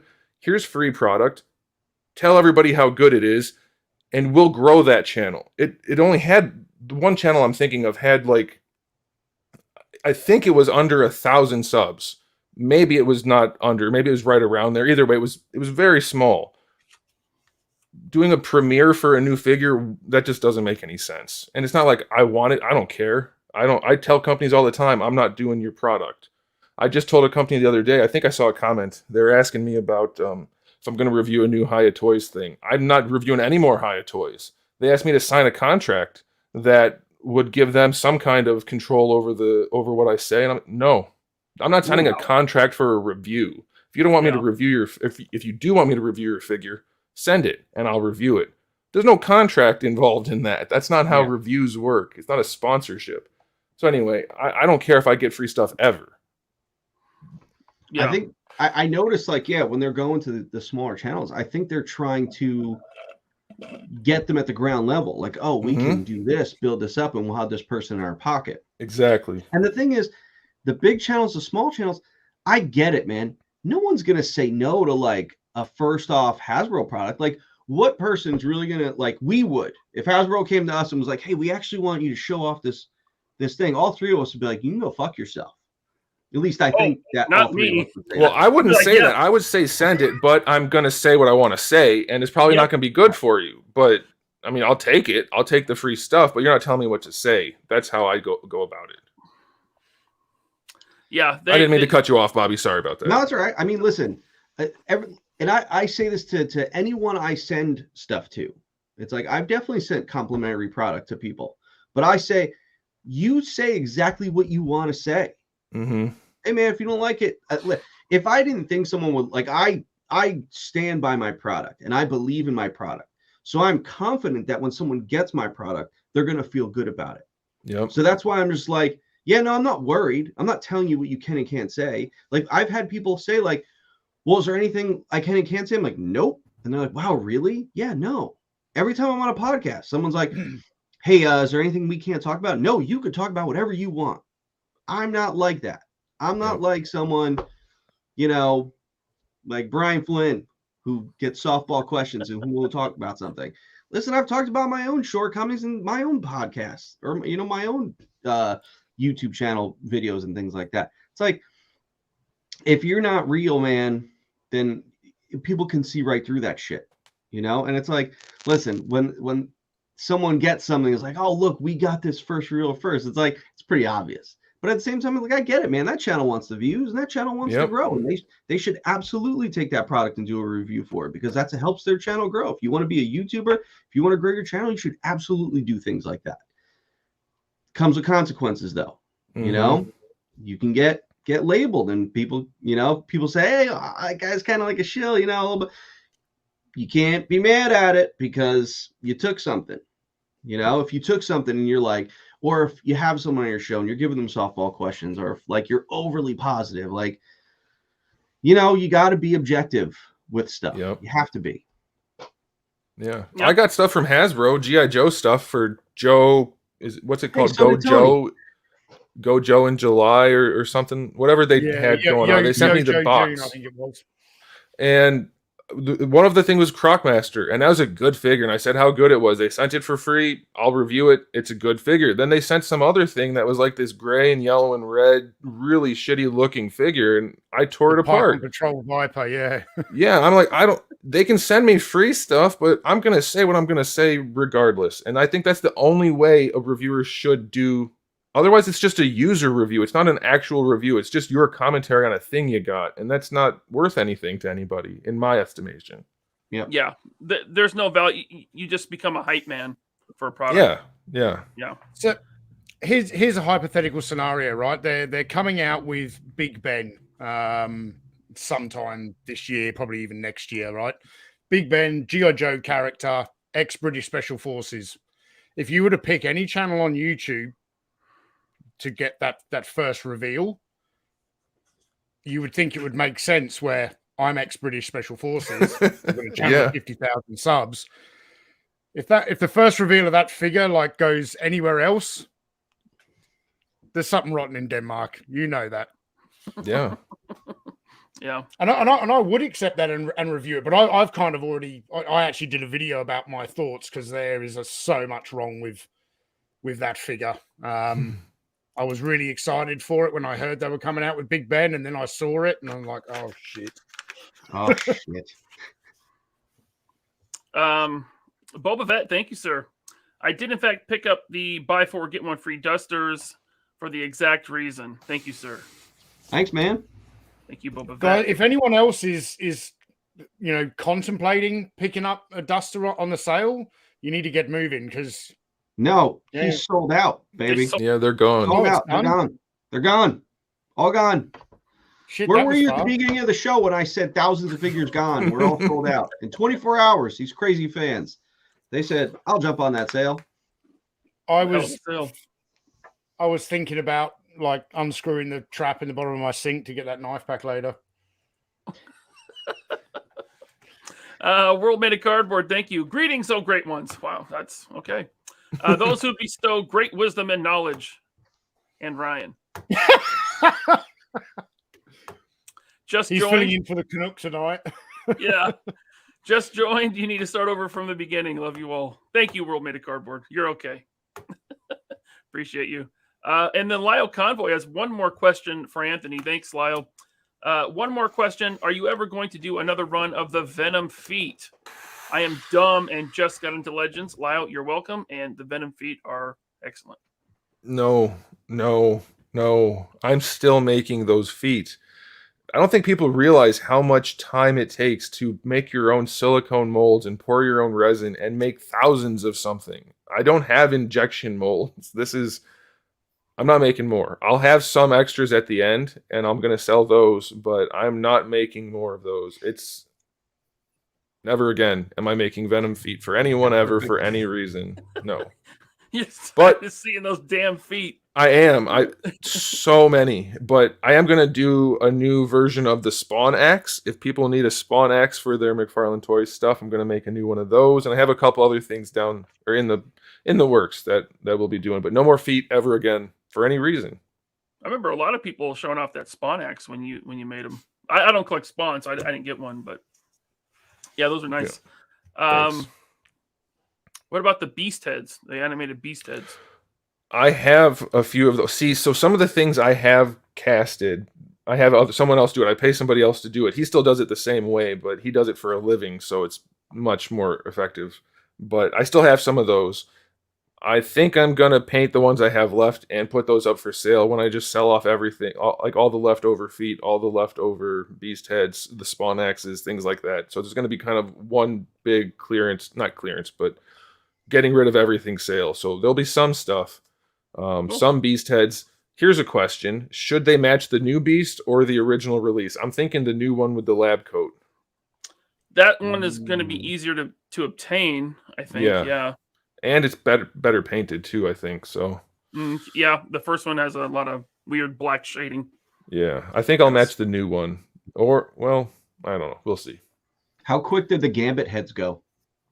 Well, I don't have a limit, and I always say I'll cap it if there's too many going. But then they sell so fast that it's like there's no point in capping it. So I sold many hundreds of those, and there might be some Gambit heads in that sale too. It's a good head, guys. It's a good head. Thank you. We all have a bit of good head. I wasn't going to touch that one. I was just going to leave that right there. No jokes, but we got one. Earl Potts, thank you, sir. Adding Anthony to my subscriptions now. Thank you, Earl. Thank you. He is the one that donated the $50 Nerdzoic gift card, Earl. So thank you, Earl. And reminder, go to the 3POA podcast Instagram page. On the Anthony's Customs thumbnail post, the newest post, in the comments, put hashtag 3POA500. That's how you enter the contest to win one of 5 prizes at the end of this show. Thank you, Earl. All right. So, Anthony, you're called negative. I've seen people in Facebook groups say Anthony spews hate. He's out there spewing hate about toys. So as being labeled as this negative reviewer, has that started any beefs, any YouTube beefs? You don't have to say anyone's name. You don't have to say anyone's... Are you alluding to something specific? I can talk about it. I don't think it's a problem. Real quick, though, the whole hate thing, that's a new thing, too. You asked about how I've seen things change over the last 13 years. Mm-hmm. Everything's hate. You're just hating. No, it's objective criticism. It happens to be negative. That's all. So that's a new thing, too. Everybody hates everything if you disagree. But yeah, there have been lots of beef. People having beef with me. Do people still even use the term beef for this sort of thing? Are we dating? Are we aging ourselves here? I'm 41, so maybe I'm a little outdated here. Maybe a bit. So yeah, I've never participated in any of this high school drama type of shit at all because I don't have time for it. I'm doing what I'm doing, and other people seem to have problems. A long time ago, there was a problem with a YouTuber that you guys might know. His name is Shartimus Prime. And he's probably the biggest toy channel right now, I think. Yeah. So I'm guessing people know he's over 600,000 subs. He just blew everyone out of the water. Yep. It started over something really silly, and then we had each other's phone numbers. We had texted and stuff, and it turned into some weird argument. And he made it very public on his end. I didn't do anything. I responded to a couple things, but that was it. And then it just kind of simmered forever. And I think what happened was people were choosing sides. Audience members were choosing sides and saying shit in the comments and making stuff up and like stoking a fire that wasn't really there. And it was causing problems. Well, not causing problems, but it wasn't beneficial for anybody. Right. But just a couple years ago, he contacted me and said, hey, let's just bury the hatchet. And I was like, yeah, that's fine with me. So everything's good now. But there's been a lot of instances of things like that. There's one channel out there. These people hate me. There's a lot of people that hate my guts. And I have no idea. I mean, I know why. It's because I told them their toys aren't as good as they think they are. And they bought them. So they feel bad, I'm guessing. But it's like there's whole Facebook groups that just... they hate me. Anytime I review a Mafex figure, if I don't say everything's wonderful, oh man. I have some of my friends are in these places, or on 4chan even, or Reddit. There's threads, and people will send me stuff like, hey, did you see this? I'm like, no, I don't pay attention to that stuff. But yeah, people hate my guts. We've got threads. I feel nuts. Like, Anthony, I feel like I need to send you that meme of James Franco with the noose saying, first time. Exactly. Dude, listen, it's nuts.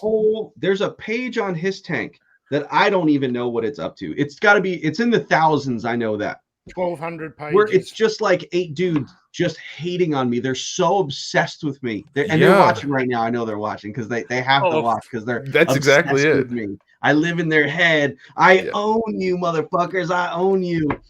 And Yeah. it's like, dude, you guys have no lives. You got like, listen, I'm running $1 million company here. I'm not on his tank like bitching at people. Like I did that like back when I did the first Kickstarter, but bro, I got shit to worry about. I'm running a company. I'm doing something with my life. I'm not sitting at my keyboard like, I'm angry. Look at me, I'm angry, but I'm gonna go buy his stuff. You know, so it's just like, guys, what are you doing? Like you're wasting your lives. You're absolutely wasting your lives. But it's like, hey, listen, man, that site, that guy who runs it should thank me because no one goes to that site anymore. They go because I give them traction because that thread just keeps going and going and going. So it's like, listen, man, we give these people, you know, we give them the gasoline. They light themselves on fire. Yeah. Yeah.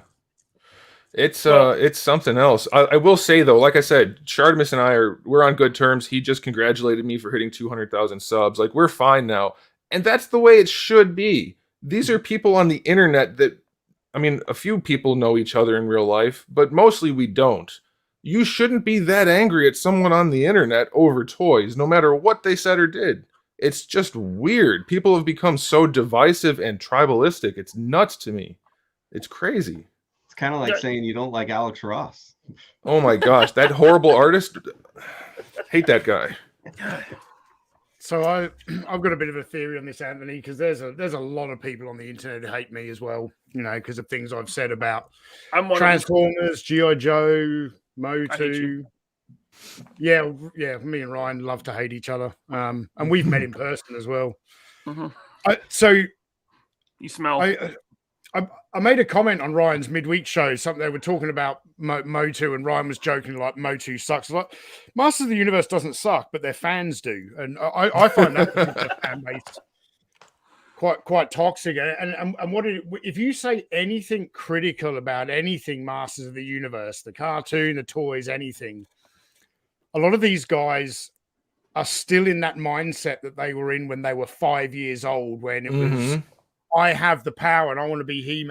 And it's like you're attacking their identity. These people, they actually need to, they need therapy, because I'm being critical of a plastic product being sold by a multi-billion-dollar corporation, and you're taking it as I've just destroyed your childhood and your own personal identity. Like, yeah, hate me all you want, but you know, you're the one with the issue. Yep. It is. Yeah, it's very odd. Do y'all want a tissue? They literally went on a witch hunt for me. That was next level. That's true. Yeah. But listen, then you know what you got to do. Talker did it the right way. He said, oh man, they're all coming after me. What do? I know what I'm going to do. I'm going to throw myself off this jump, and I'm just going to like paralyze myself for a little bit. I'm going to get some sympathy for this. That's what he did. He figured, look, it all went away. We all love Talker now. See, I know what you did, bro. It's all good. I don't know if you're familiar. That's why you wear the neck thing, because he goes, guys, listen, I'm going to throw myself off this jump. He's like, don't worry, I'll be all right. I got the neck thing on. Don't worry, it'll be fine. That's what he did. You know, the gamble paid off, and look, we all love him. Anthony, I don't know if you're familiar with Talker, but he was canceled like last year, and then he got in a horrific motorcycle accident. Almost died. Like he did die 3 times. They brought him back. No kidding. Well, glad to hear you didn't die. I have a question though. This is maybe not a good idea, but I have a question. I'm curious. I was told, you know how I mentioned people were commenting about Shardimus and me back and forth and kind of creating a thing that wasn't a thing? Yeah. I'm pretty sure somebody told me one time that Talker Art had a big problem with me, and I've never talked to him, and I don't think he's ever talked to me, so I'm just curious if he does. He can let us know in the comments, I guess, or message me.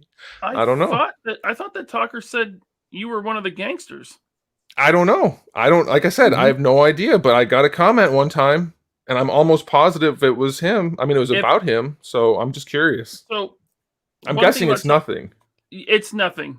With Talker, he busts everyone's balls. Like, he is a ball buster. He came on our show and he busted all of our balls for 2 hours straight.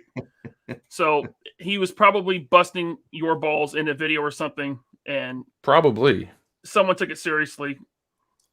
He hasn't commented. Yeah, and I think the only people that Talker actually have a problem with are these full-blown shills that we're talking about, and he's not an idiot. He can see through that. Like, I'll be honest, I wasn't familiar with your channel until I watched your Engine of Vengeance video that came out last year, and I was like, yeah, this guy knows which side his bread's buttered. Yeah, I like this.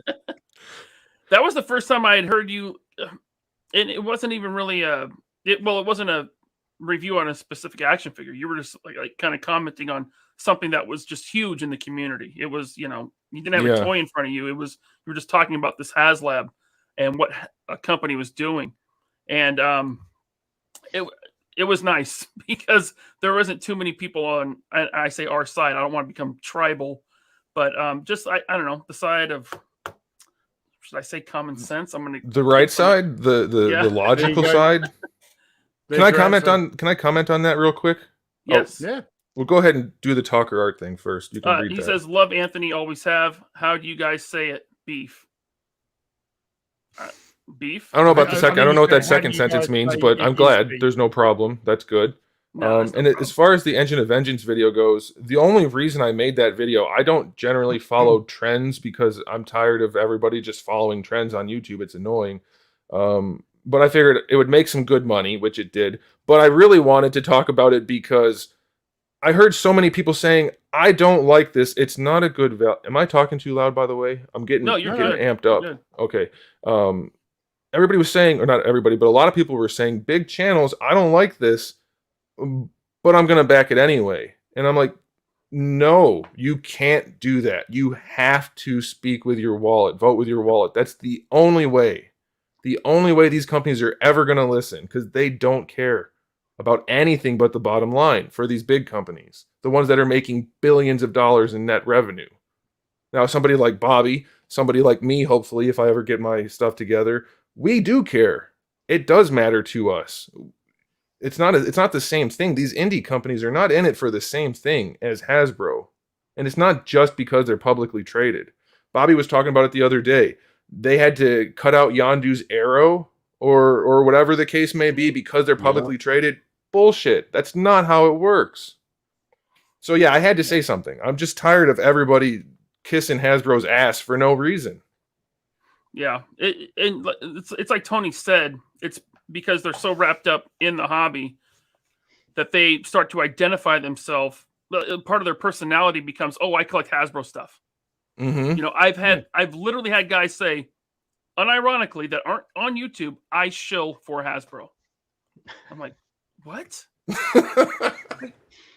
that doesn't make any sense to me. Why would you do that for any company? That I don't know. It's just really kind of, I don't know what that is. Maybe someone that's don't be fans of a company. Just be fans of good product. That's all you have to do. Like, I like NECA. Most of the stuff they make is awesome. They send me review samples, but when they make a turd, I call it a turd.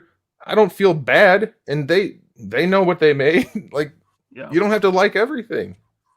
And so I used to, like, we all used to be really hard on NECA, but I said it on the last Loose But Complete. I'm like, the last year or so, I picked up everything I picked up from them, and it's been a few, like the new Alf. They've been phenomenal figures. Yep. I mean, the joints just feel different. They're not snapping on me like the early days of Alien and Predator. It's not that I hated NECA. I didn't like that their figures broke a lot. Exactly. And guess what? People talked about it online, and it got way better. Yep. So, yeah. Wow, we just hit over 600 watching. Wow. Nice. Anthony, I got a ton I want to talk to you about. I got my notes here, but I got to get to some of these super chats because they're kind of piling up. I got time. Okay. Well, okay. Stormfire Blizzard, thank you. Can toy designers give natives native hair braids like the Hasbro Fortnite Jules figure? Our hair is important to us, and the braids have meaning. I think they can. I don't see why they can't. Yeah. Bobby, you're a toy designer. Can that be done? I mean, listen, every time, I do a character of a certain ethnicity, it's like, I want to be 100% authentic to that ethnicity. So I don't know, I don't know an example where you're talking where someone hasn't been authentic like that, but let us know. Is this about the Spirit Iron Knife, or yeah, I don't know, but I mean, absolutely. If they do their research, there's no reason why they can't design a figure the way to be accurate to whatever ethnicity it might be. So yeah, but if they did their research, Big Ben would have different weapons. Tony starred this one. Drew G, thank you, Drew. Bobby, any chance of the Action Force book on Audible read by Tony? Listen, first of all, Drew, Tony can't read. That's first. Tony, go ahead. So the reason I started this, for those people who are patrons of Retro Blasting, for a while there, Michael was on Patreon. He was reading chapters of this book. I think it was called Tally Ho. It's about a Battle of Britain pilot. And I'm completely going to steal that idea. So it's only going to be on Patreon. But I'm going to do maybe like once a week. I'm going to read a chapter, record it, and put it up as like a podcast on my Patreon. So, Drew, you're on my Patreon, so you're going to get your wish. I've got to get back to that book. I finished chapter 4, but then I had to take a break because I got a bunch of new comics in. Because you can't read either. I can't. My wife reads it to me at night. You guys are so toxic and mean to each other. Oh, so bad. Look how angry we are as we smile and laugh. Little Plastic Man, thank you. Have to catch the show tomorrow, watching Terminalist with a friend again. Ooh, I got to watch that show good. too. Yeah. Thank you, Good. Little Plastic Man. Here's one for Anthony. Ghost Tab, thank you. Thanks to Anthony for saving us money throughout the years and letting us write bad grammar in the comments. Happy to do it. Is there a bad grammar joke that I don't know about? I'm not sure what he's talking about. Ghost Tab has been around on my channel for a long time, so he might just be poking fun at himself. I'm not sure. Okay. Yeah, I don't often comment on videos because I watch them on my TV. So, All right. Robert Diaz, thank you, sir. Honesty comes with a price. This podcast is surely not going to sell its soul for free toys. Also, thanks for the buy 4, get 1 sale, Bobby. Got it, man. Awesome. Thank you, Robert. Frecky, thank you. Hasbro has sent Anthony stuff to review, but their Marvel Legends team has not, which is hilarious. Yeah. Got Transformers, got G.I. Joe, no Marvel. I don't know why. I don't even review Transformers, and they sent me Star Saber. Yeah. Okay. I think it's because the teams, like Transformers and G.I. Joe, they're not watching anyone's videos because they sent G.I. Joes to Tony. And they sent me that same gift box that you got last year, and right. I basically went, I did end up reviewing a few of the figures months and months later, but I did like an unboxing and basically told them, don't send me your free shit anymore. Did yours have that little toy sword in it? Yeah, yeah. Why? Why did they send us those? What are we supposed to do with that? I've got it right here. There he goes. It was like the foam core ones, like the Nerf. No, it's plastic. Swords? It's plastic. It's not that bad, but it would hurt if you're a 5-year-old kid and you swing that. Yeah. But yeah, it's like you know why I think they sent it, because it's from the Snake Eyes movie, and they probably made 10,000 and only sold 3, so they had some leftover stock. Right. Yeah. I'm proud to say I have still not seen that movie. I haven't either. I forgot it existed when I reviewed the figure. I didn't know what I was talking about. Thank you, Frecky. Hey, Tony, take over for a second. Read some of these super chats. I'll be right back. Yep. Hey, Tony, you know who's probably excited about getting that sword? You know who. He got one. Yeah, he got one. And he was probably like, this is the greatest thing that ever happened in my life. Ever. Ever. Yeah, because he gets, what, like 2 people watching his show that's not about Action Force?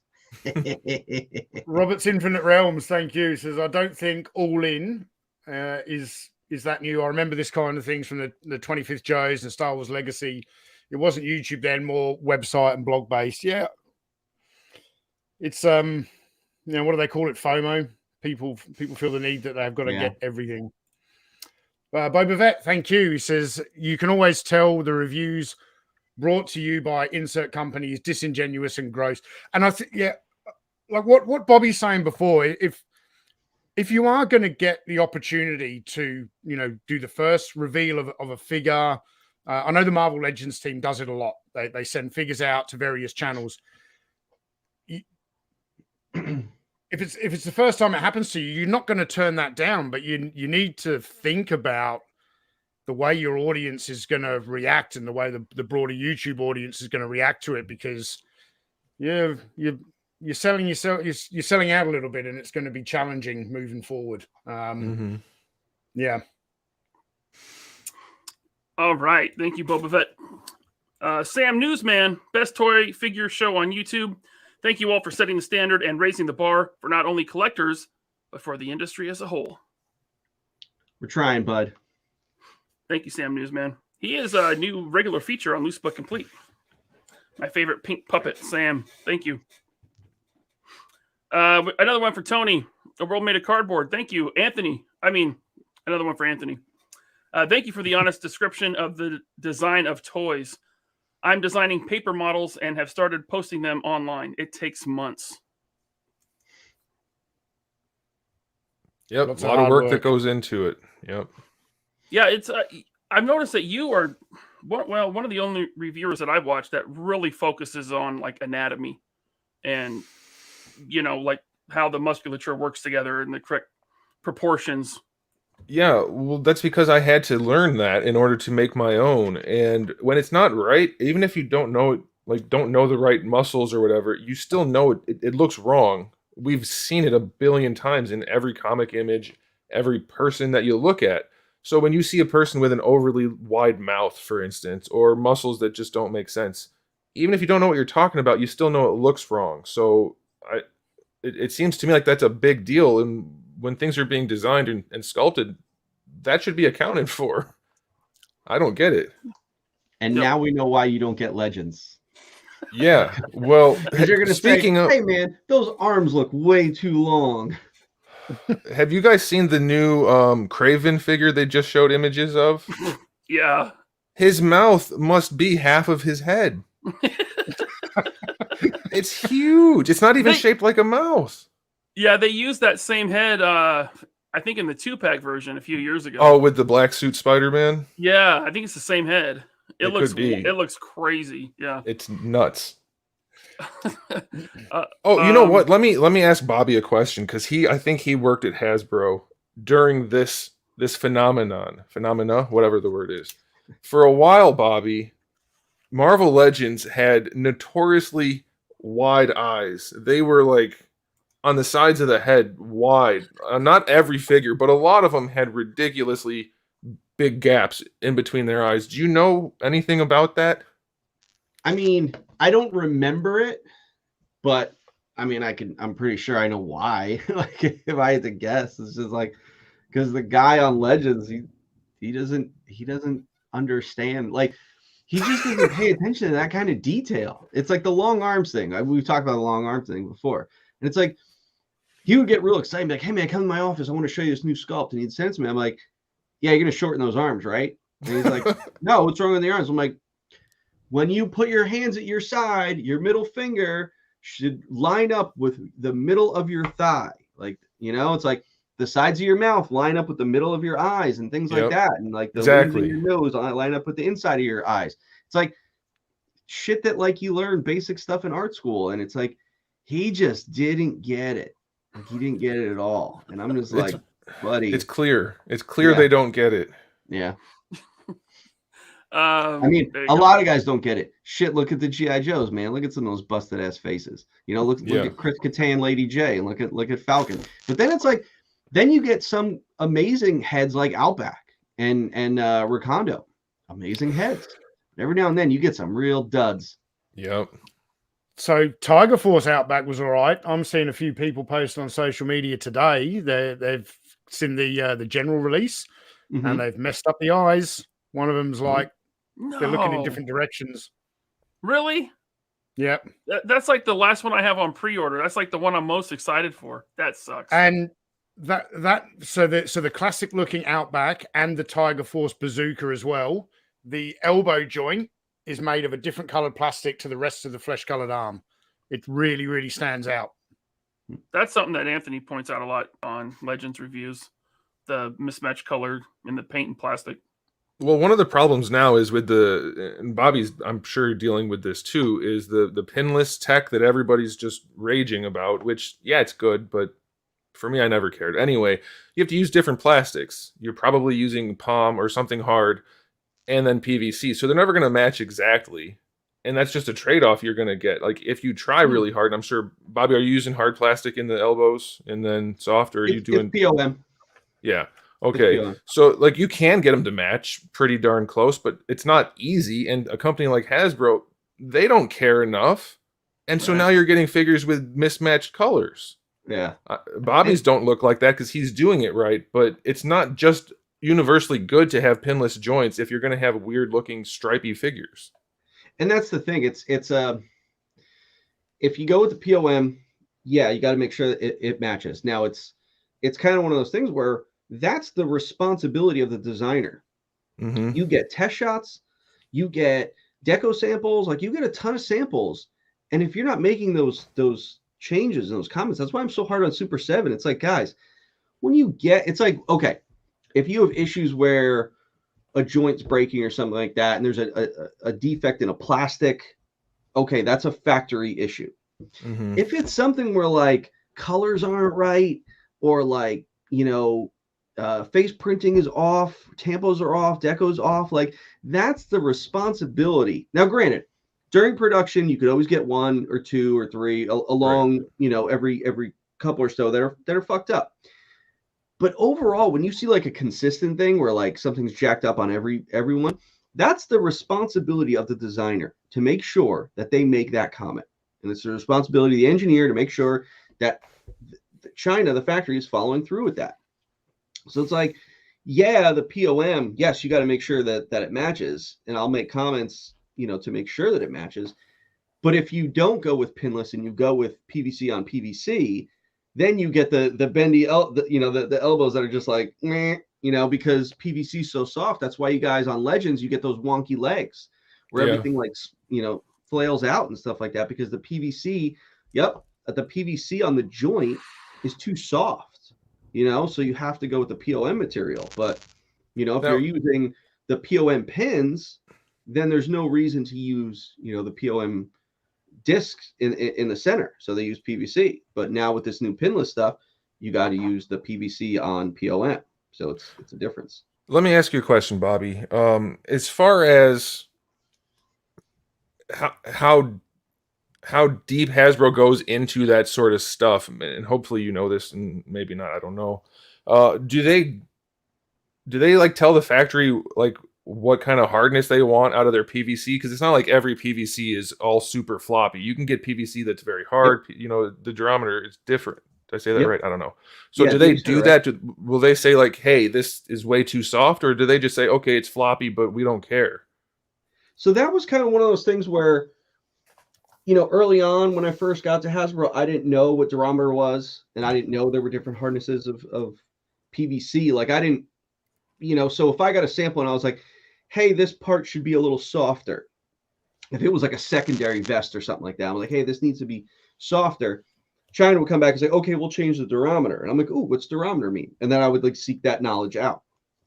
So it's like, they're guys, what Anthony is alluding to is, the you can get something like, for instance, like on an Action Force figure.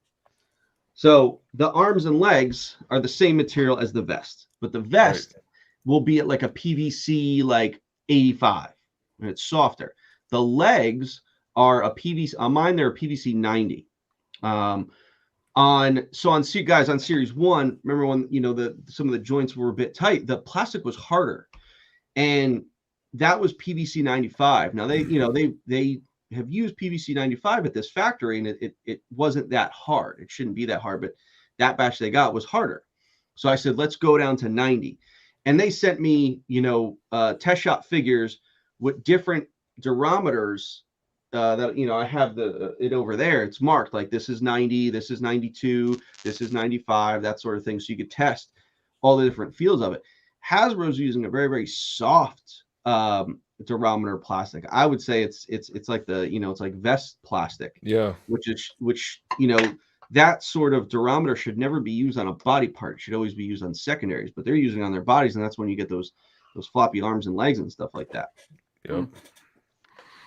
All right, Sam Newsman, thank you. Honesty is considered hate when people get butthurt. That's very true. We got one from Juan Carlos Marquez. Thank you, sir. Congrats to Anthony on 200,000. Super 7 review, please. Thanks. No thanks. I'm not. I want to know how anybody justifies what those things cost. I mean, that Optimus Prime does look pretty good. I'll give them that. That one looks all right. But everything that I've ever seen from them, I don't see how. I don't see how people are enjoying that line. Well, I have one Super 7, and I bought it about 2 years ago because me and Bobby were on a different podcast at the time. And it was when they put up the Silverhawks, and we were talking a lot of trash about Super 7. So I was like, I'm going to buy one to check it out. And I did. And it's Voltron. And he looks fine on the shelf. I mean, there is, for 55, there's some really sloppy paint. But, man, these joints are just, they suck. Like, this is a horrible $55 figure. This should be $20 for this quality. But, yeah, it's not good. Thank you, Juan Carlos. We got one from Stormfire, again, for Bobby. We have the Arsenal tin and awesome gear packs. What about knives? Hunters and trackers need knives and dagger packs. Dude, I gave you like a ton of knives in that tin set, man. Come on. There's a lot of knives. I mean, listen, there's knives with like every figure. So, we'll always be doing more knives, but I think we gave you a lot so far. Oh, thank you, Stormfire Blizzard. And another one from Elizabeth Laurie. Thank you. Bobby, will we get a left-handed character at some point? And before it said, you can't just put a gun in the left hand as the holster would still be on the right. You left-handed people, you've been riding me about that. My wife's left-handed, my daughter's left-handed. So you think I'd put some left-handed, but I'm right-handed. So to me, it's like I'm always going to design stuff. However, there's a figure that's coming in Series 4 that has a left-handed holster. So cool. Just wait and see. When I joined the army, they tell you, like, in the first few days of recruit training, if you're left-handed, get used to struggling because you've got to do everything right. Because a lot of weapons, just certainly assault rifles, cannot be fired right-handed. Otherwise, all the spent cases are just going to hit you in the face. Right. So left-handed people had to learn to use weapons right-handed. Thank you, Elizabeth. Marvelous Nerd. Shart and Anthony's Customs were some of the first toy reviewers I started watching when I got into Legends back in 2018. Yeah, same here, but for me it was like 2014. I mean, I've been collecting Legends since 2002, but I didn't start watching YouTube until like 2014. It was like you guys and Glenn Webb, and who else was big at the time? Well, anyway, awesome. Thank you, Marvelous Nerd. Eddie Rodriguez says, as a new viewer, I'm loving the spiciness. Well, thank you, Eddie. Did you start that, Tony? I did. I just, spiciness. That's what we do. Eddie, thanks for subscribing, man. All right, Matt O'Brien. Man, we got a lot here. Matt O'Brien, thank you for this. Yeah, he says, happy Saturday night. I own probably 30 to 35 Vala figures, but most have been in storage until I get a bigger place. I did open the new figure you released around the holiday with a security gear pack, and he's awesome. Make sure you save those action points. You're going to need them. Gonna need them very soon. Thank you, Matt. Hey, Bobby. Why didn't you sign my bloody Pandora? You didn't ask me to. Now I've got to bring that thing all the way to the States, hopefully not get the box damaged in my suitcase, have you sign it, and then bring it all the way back to Australia. I'm sorry, were you saying something? Or so he took him out. Oh man. I was going to tell you how you'd get one, but now you're not fucking getting one. See that? Who's got the power now, bitch? Oh. Dang, you gonna let him call you a bitch? I'm He-Man, motherfucker. I have the power. Ghost have. Thank you, sir. Anthony, your McFarlane reviews crack me up every time. Why do you think companies like McFarlane can't follow simple principles of human anatomy? I think, and Bobby kind of already alluded to this, the people that are designing the figures don't know. Simple as that. The companies aren't hiring the people that know what they're doing, so they don't. I mean, like, that first Batman figure that McFarlane put out was missing a whole muscle group in the arm. Yeah. It was missing a whole, like, it was just a butt crack right down the arm. Yeah. Like, you don't have to know the name of the muscle to put it there. Like, you've seen people before, right? So I think it's just that they don't know what they're doing, and the companies aren't hiring. I applied to McFarlane, by the way, when they were looking for a toy designer specializing in ZBrush and engineering. And that's like the two things that I do for action figures. They wouldn't call me back. Anyway, they don't hire people that know what they're talking about. That's all. That's got to be it. It's so weird. Companies don't like fans of the product. Yeah. Well, I'm glad, because I wouldn't have wanted to work there, it looks like. And nowadays, I have, like, even if Hasbro said, hey, come on. No thanks. Not happening. I'll work for myself. No, thanks. Maybe take some freelance work. Well, that I would do for sure. If they say, hey, sculpt us a cartoon beast head, for instance. Right. I would do that, but... Man, could you imagine if they were selling that beast would be hot, dude. That would... Yeah. Man. Companies are weird, though. Who is it? Jazzwares? Yeah, they're the ones making the Halo figures now. They're making some crazy-ass engineering decisions. The knees are like...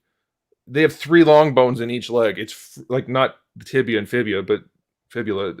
Like 4 total bones. Whatever. They're screwed up. And I said, hey, I'll consult for free to get you guys fixed, to fix these knees. No response. And it's weird because I feel like the first Master Chief they did wasn't like that. It wasn't. And then they switched these. Some of them weren't. They switched to those super long knees. It's nuts. It's nuts. Yeah. I haven't seen the new knees. I'll have to check them out.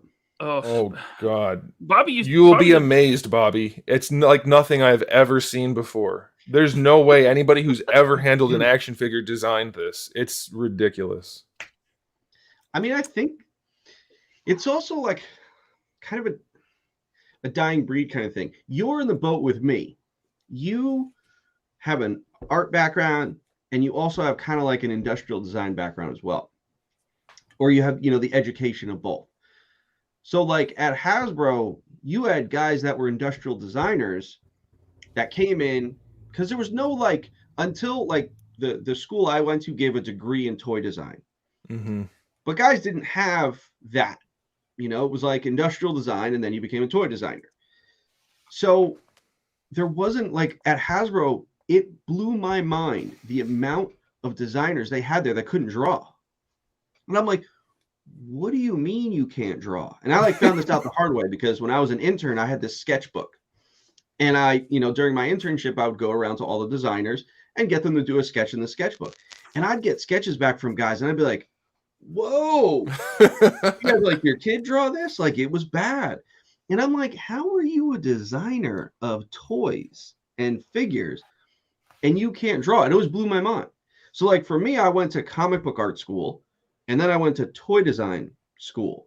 So it was like I had that underlying art, knowledge to help me design toys better. And I felt that the guys that kind of had that were the better designers. Sure, definitely. But I don't get it, because now it's like you're getting these people that like have design degrees, but I think it's like industrial design. Industrial isn't necessarily anatomy and stuff. So that's why it's like not translating over. Yep. Interesting. All right.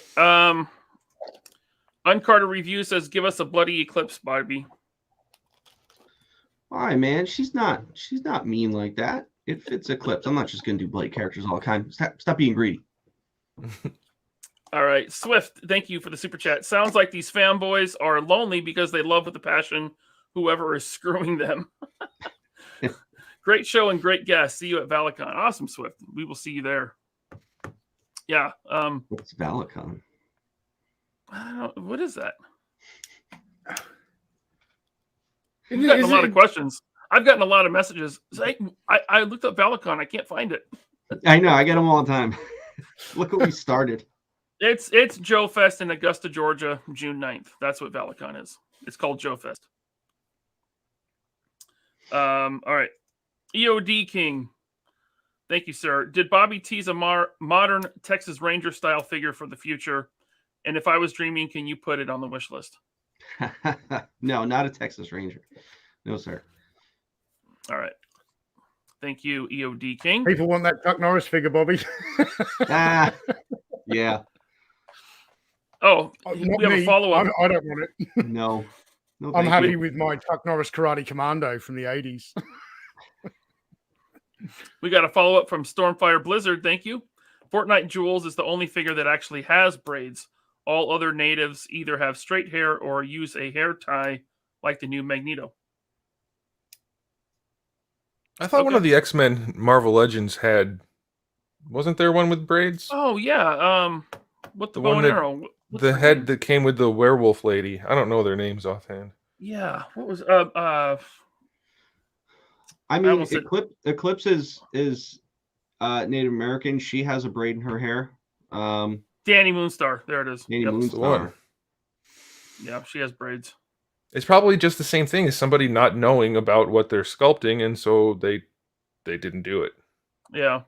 Yeah, or it's like they're getting reference from a comic book, and that they drew it a certain way. It's like, the designer on Legends, he wouldn't do what I do. He wouldn't do the input drawings for all the figures. He would just find comic book reference, and he'd send it in a big file to the sculptor and be like, "Here, follow these instructions, follow these images." And I'm like, "You're not really a designer. You're just pulling Google images." Like, And it's Fucking usually good. like the first one.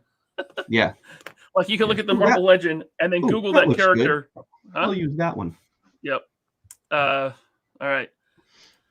Here we go. Here's one for Anthony. Thank you, Raziel Van Vale. I had a question for Anthony. What's your thoughts on Savage Crucible? And as always, can't wait for Rival Collectibles. I'm pissed that they're doing so well because that's going to take money out of my. No, I think it's great. The more of these indie lines that are successful, the better. These are people who actually give a shit about what they're doing, and they're putting out cool stuff. Like for me personally, I'm not as into the whole lizard barbarian, like that fantasy realm. It's cool, but it's not really my thing. So I'm not personally invested, but I'm thrilled that they're. I checked last night and they were like more than double or close to double, something like that, their original goal. They're just blowing it out of the water, which is amazing. I think that's great. And I think that's awesome. And they did that. I don't think they've shown an actual product anywhere, have they? Only the renders? Has anybody seen? No, No, they had some resin models. They had some resin models. Okay. Yeah, Well, even that, still, they're early. I mean, as far as what they've shown, and they're doing really well. So that's awesome. The more indie, the better, as far as I'm concerned. Yeah, no, D Amazing has like the completed figures reviewed on his channel. Like they're way ahead. They're way ahead. Yeah. We're actually going to be talking with Rob Post on this show March 11th. So he's the guy behind Savage Crucible. All right. Okay, so I guess I'm behind the times on that line, but still great for them. I didn't know they were as far along as they were, so but that's awesome. Still, that's awesome. You don't want to talk trash? You sure? I hope they fail. All right. We got a super chat here that I'll let Tony and Bobby address because I don't know who this person is. But thank you, Matt O'Brien, for the super chat. For what it's worth, it's always disappointing to hear you rag on Chris from the Full Force. I'm one of those three that watch him, and he never talks shit about anyone. I support both Classified and Vala. Why don't you ask him why his channel says it talks about Action Force and G.I. Joe, yet he doesn't talk about Action Force? Why don't you ask him that? Listen, man, I used to be friends with Chris. Why don't you ask him why we're not anymore? Let's see if he'll talk about that on his show. I'll give him the opportunity to talk about it first before I talk about it. We'll see. There you go. We'll see. And- hey, why don't you ask him how his reviews on the Snake Eyes movie went? Seemed like he got a lot of heat for that one. earlier on in the chat, someone else said, "Oh, he doesn't say bad, doesn't say anything," which he doesn't. He doesn't talk bad about anyone, but he does get upset when people call him a shill. And I'm like, that's weird because he is a shill. Matt O'Brien ran to his defense and said, "No, he wasn't." I was like, "Bro, did you see?" He made tons and tons of videos in the lead up to the Snake Eyes movie because he got given tickets to the premiere. He was able to interview the lead actor, and that interview had like 300 views after a month. He came out of that premiere saying that the movie was amazing. So don't tell me he's not a shill, bro. He told his audience that movie was amazing because they had him in his he was in their pocket. So you know what I find funny is Hasbro's got him in his pocket and he still can't get higher views. All right. We good? We covered? Yep. All right. Moving on. And here's another one for Anthony, Crux of the Biscuit. Thank you for that super chat and thank you for that username. Anthony, which brand, in your opinion, is the most consistent when it comes to nailing figures? Also, Bobby, any chance of a 3 3/4 line? No. No. 6 all the way. As far as the nailing figures, I assume he means of an existing IP because I don't review indie stuff. So I'd have to go with NECA. Like, they have misses, but I can't think of any other company that's making things look like what they're supposed to look like. Storm? See, I like Storm a whole bunch. Half their figures are great, and then the other half are really blocky and short and wide and weird looking. So, like, if you're just talking about like Sagat maybe or Chun-Li, something like that, those are awesome. Or some of the Tekken ones, but then they're really inconsistent. Like their Jin Kazama, the Devil one, it's horrible. So Storm would be up there though, but I think I'd have to go with NECA just because like their Gargoyles line, the Turtles line, they're doing pretty good stuff most of the time. I'd say they're consistent. So yeah, I collect the NECA movie Turtles and they're fantastic, man. Yeah. Awesome. Anthony, you mess around with Mafex at all? Yeah, not as much as a lot of people, but yeah. You feel like they're pretty consistent? No, that's why I don't. They're consistent. They're consistent with what they do, but until recently their QC hit was inconsistent as hell. So that was one of the reasons that put me off. They're way too expensive for as many problems as they had. But then they'll release like a really good one, like Gambit, for instance, for the X-Men, and then I'll never change my mind about this. That Cyclops had horrible proportions. I can't go with that. But then their Wolverine was good, even though their colors were off. So it's like the people that like that Cyclops or like the Mafex figures that you didn't like or you really criticized, you think they're stupid, right? And you want to hurt them? Yeah, stupid doo-doo heads. And actually that Cyclops got me a ton of flack. Apparently that started a whole movement in their Facebook group about how awful I am. And then they're like, but it's the same as Batman. And they post the two images, not even at the same angle, and the camera's not the same and whatever. But they post the two images and go, look, they're the same. No, they're not. They're not the same. It's a whole different sculpt. And if you knew how to sculpt, you'd know that. But you don't, so calm down a little bit, maybe. Yeah. I mean, look, I collect the Mafex ones, and I have that Cyclops and the Wolverine that you took a huge dump on. It didn't hurt me. I like the brown Wolverine. The brown Wolverine's good. Yeah. But I mean, I have them all, and I still like them. And that's why I don't people get so upset that you don't share their opinion. You can enjoy a fit. Like, if the flaw is a flaw, fine. You don't have to care. Like, let's say that Wolverine that has the blue stripes instead of black. If you want to say it's supposed to have blue stripes because it had the blue lines in the comic, even though it's most definitely supposed to be black, fine. Like, that doesn't change anything for you. You're allowed to still enjoy whatever you enjoy. I don't understand why people get mad. And I've always said, buy what you want to buy. This is just as objective a review as anybody can, as I can make. I try to be as objective as possible. Yeah. I give my color as far as what I think. make your own decision from there. That's all you can do. Exactly. But also, I'm not going to talk to you anymore if you bought those figures. So. Oh, well, I'll leave then. Eclipse Freak 7. Thank you for the super chat. Awesome stream, gentlemen. Thanks. Let's see here. Oh, here we go. A world made of cardboard once again. Thank you, sir. I just showed my wife Lieutenant Falcon. She said his face looks like the marionettes on the Thunderbirds or Team America. Odd proportions. Indeed, Thunderbirds look better. Yeah, looks like a marionette. Thank you, sir. And then Talker Art says, hey, Laser, when I come back on the show, can you do me a solid and invite Bug?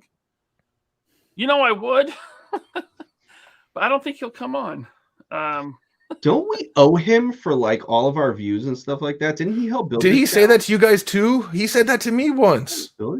Listen, I talked to him on the phone last week, and I'm just going to say he's not going to come on this show. He told me exactly what he thought of us, so that's fine. Don't have to like us. I think we're doing just fine. Yeah, it's okay. All right. I've got some stories about that. I'm not going to get into it. There's no need. But okay. I think people. Yeah. That's Bobby. Did you want to say something about the Mafex figures when you asked me about it? Oh no, I just asked what you thought. Just because I don't have a ton of them. The ones I have, I feel like are very consistent. So I was just curious on what you thought about them. Yeah, I think the good ones are great and they're consistently good. But then you get these weird ones in between sometimes. So that's all. Yeah, especially for the price. They, the ones that are bad. Yeah, I just got in their new MCU Loki, and oh, what a letdown! And when you spend $100 on a figure, it's a much bigger letdown than when you spend 20 or 25. Right. So yeah. But I do like the Mafex line as a whole. Like their DC figures, to me, are really good. Ramen Toys. What's up, Ace? Thank you for the super chat.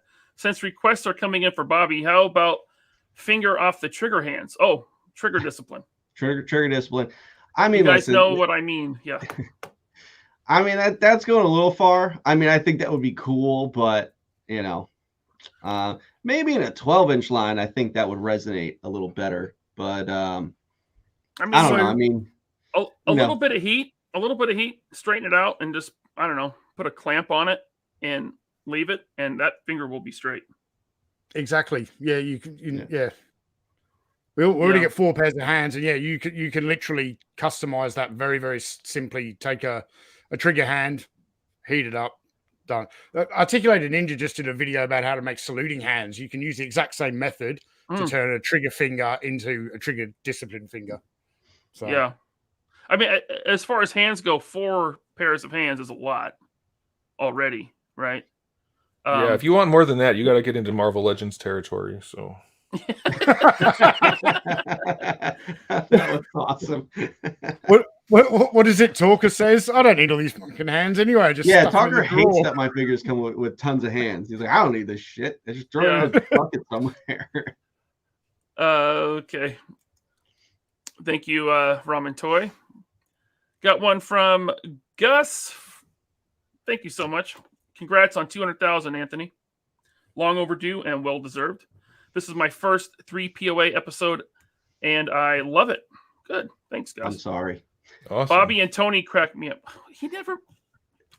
What about me? You're the nice guy.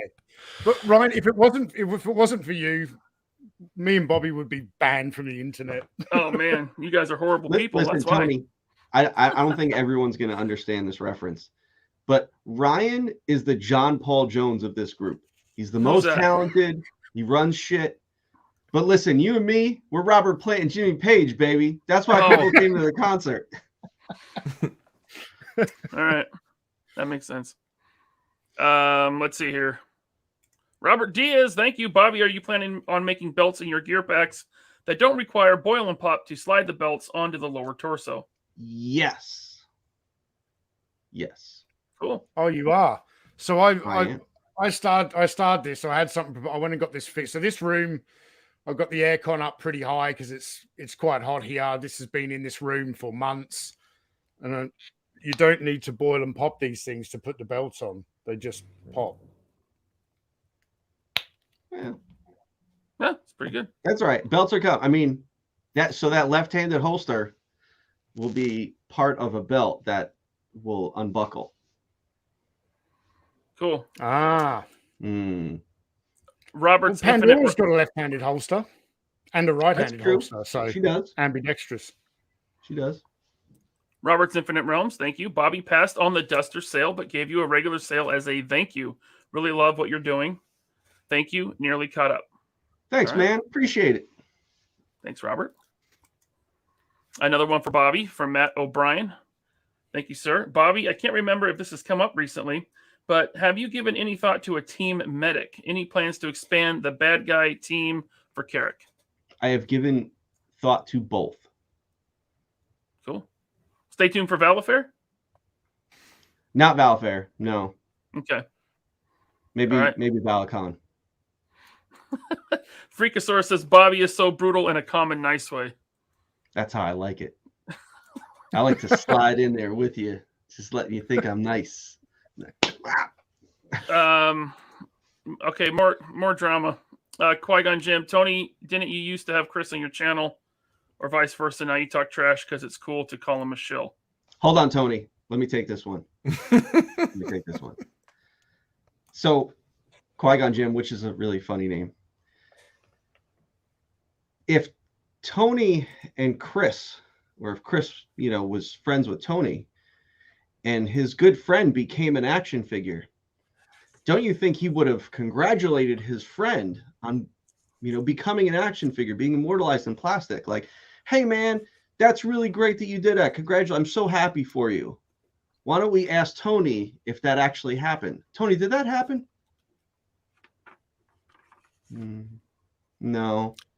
The last time I spoke to Chris is when I invited him to the first Iconicon, which is when, and I didn't know Desert Rat was going to be revealed during Iconicon, but we invited him as a collaboration channel. And the last message I ever received from him is, I can't be part of Iconicon if Bobby is. So that was that. Guess you're not going to be part of Iconicon. But I do just want to address that. But like you say, it's cool to call him a shill. What do you mean it's cool to call him a shill? The guy shilled the absolute shit out of the Snake Eyes movie to get free tickets to the premiere and an interview with Henry Golding. That's a fact. It's not. I'm not saying it because it's cool. Okay, let's move on, please. All right. 3PA podcast. Can you show us on the Mafex Cyclops where Anthony's review hurt you? In the belt region, because he pulled his pants up way too high.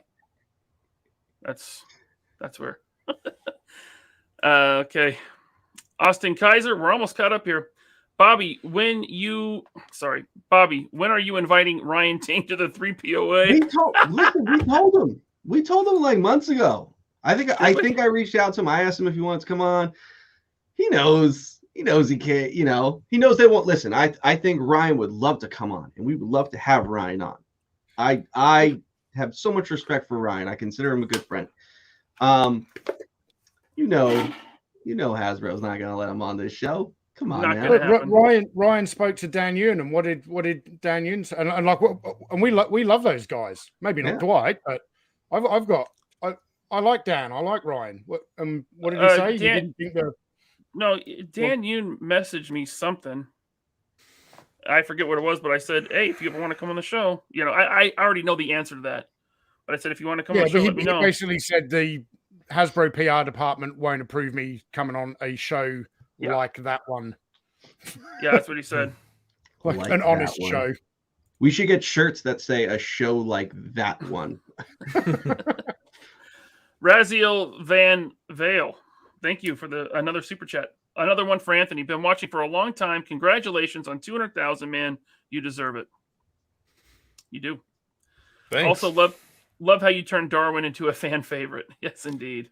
I didn't mean to do it, but I got bored taking the photos at the end of the review, and Darwin was there on the table, so it just kind of happened. Yeah, it's very funny. Thank you, Raziel.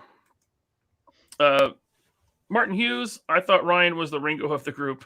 I do play drums. Makes sense. Ringo, underrated drummer. Thank you, Martin. Fox McLeod 3173. Thank you so much. Hey, Anthony, thanks for finally reviewing Launch. You're That's welcome. the one you did today. It is. Yeah. Cool. All right.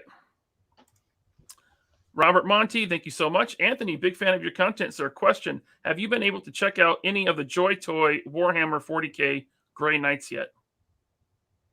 I know what Warhammer 40K is, but no, because I don't know anything about that. Not enough to review it, and just not interested.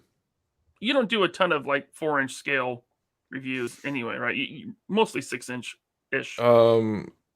Well, other than like the import stuff, it's usually 6 to 7 inch stuff. Usually. Yeah. All right. Thank you, Robert. And another Robert. Thanks again. Tony, congrats on being a figure. Just saying. Thanks. Thank Bobby. Yep. You're all right. welcome. And after this one, we are caught up. Matt, thank you for the super chat. He says, and after this super chat, I'm finally broke. Just wanted to say thank you guys for all your content. I may have a different opinion about others' channels, but I genuinely appreciate your content. All right. Thank you, Matt. Appreciate the super chat. Okay. All right. So I want to talk about, and I know you can't say much, but you are working on, or you have worked on, this line of action figures, Anthony, called, well, the company is called Rival Collectibles, but this line, Rival Clans? Yes. So what was the inspiration behind these figures? Like, I don't know exactly, other than I grew up in the 90s. I mean, my formative years. So I thought a lot about the future from like not a, how would I, like kind of like Blade Runner, I guess. Blade Runner type stuff where it's high tech, low standard of living, and just the way you would depict the future if you were from the 90s. And so I kind of feel like that's kind of most people in the collecting community are somewhere in that age group where we grew up with that kind of aesthetic. And ninjas are cool. And I wanted to make some ninja action figures. And I thought, if I'm going to do it, that's how I want to do it. It's just something that would be fun. I think it'll resonate with a lot of people. And so I just kind of went with that. There's a lot of, if you're going to pick a character that needs to pose really well, it's a ninja. And I think people would like to have some dynamic stuff on their shelves. And so I figured I can probably get some really good range of motion out of these. And so I just kind of set my mind to having as good an aesthetic as possible while also having really good posability with basic articulation. You don't need to over-engineer the shit out of everything to make it work. And so that's kind of how this happened.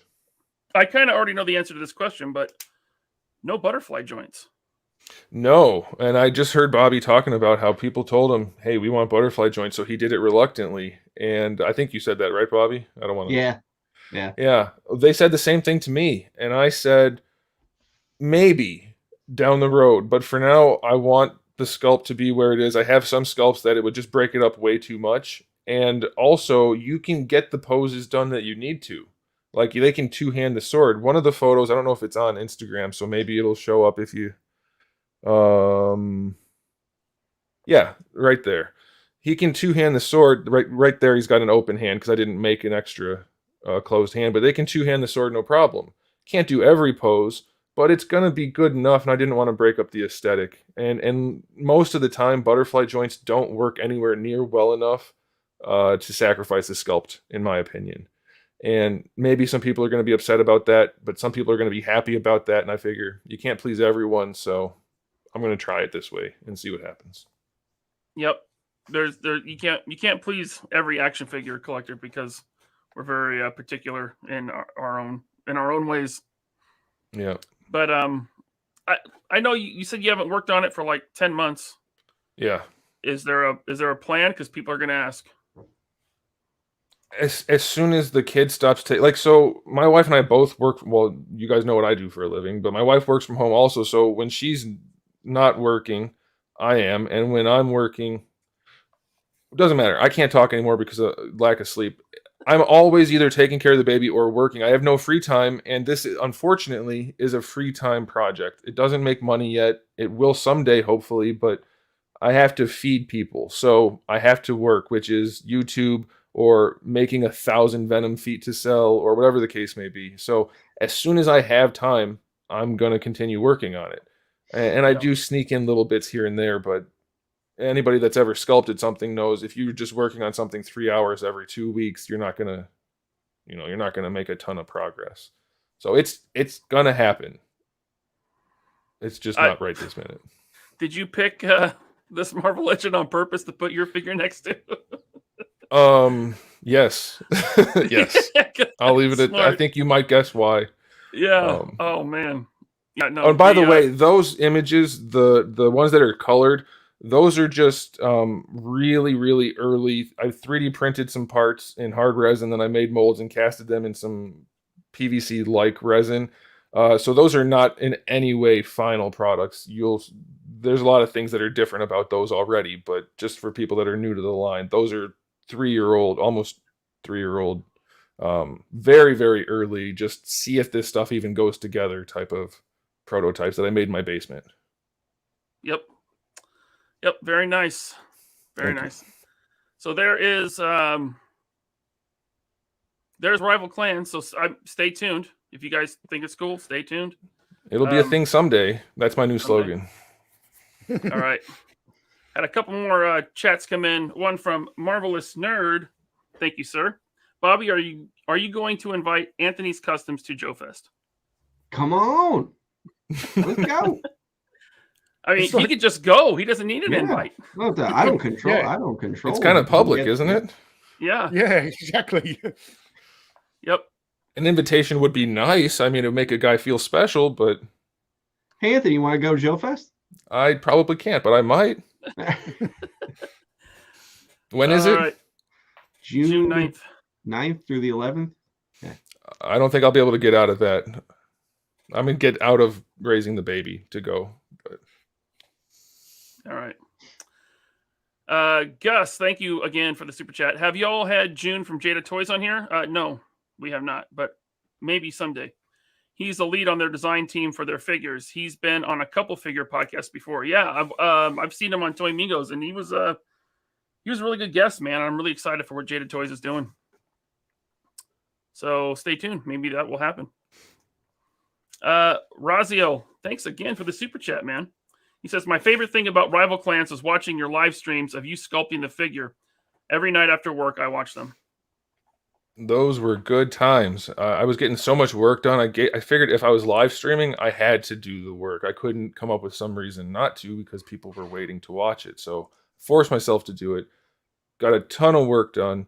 And then my main file that had everything in it was corrupted. So I had to redo a bunch of stuff. But anyway, we did a lot of sculpting back then, and it was a lot of fun. It was a good time. Probably won't go back to doing that anytime soon, but you never know. Might happen. Cool. All right. Thank you, Razio. So we got this big giveaway we're doing. We got 5 prizes to give away. Anthony, if you want to bow out, you can, or you can hang out. We can keep going. I'll hang out. Okay, cool. Let's go ahead and do the giveaway. I'm going to make one more announcement. We'll talk a little bit, and then we'll get to it because I want everyone, all 641 that are watching, to have a chance at this. So you go to the 3POA Podcast Instagram. That's 3POA_podcast. And on the newest post, the Anthony's Customs thumbnail post, put hashtag 3POA500, and you are entered to win one of 5 prizes. And while I give you guys a chance to do that, we got another super chat. Thank you, Thomas. He says, Anthony was surprised McFarlane Catwoman didn't overthrow Darwin, but I guess she wasn't right for size comparisons. Still the best cake rating. That figure was all ass. All ass. Nothing else. A lot of ass. Yeah. I even called my wife over. I was like, hey, you got to come see this video. Look at this Catwoman. She's like, I get people, they tell me, oh, women are built like that. You've never seen women. I think I have. Nobody is built like that if they have a human skeleton. It's just not possible. Yeah. Thank you, Thomas. Goes nostalgic. All right. So we did that. So I'm going to bring up the random comment picker here. Bring that to the stream.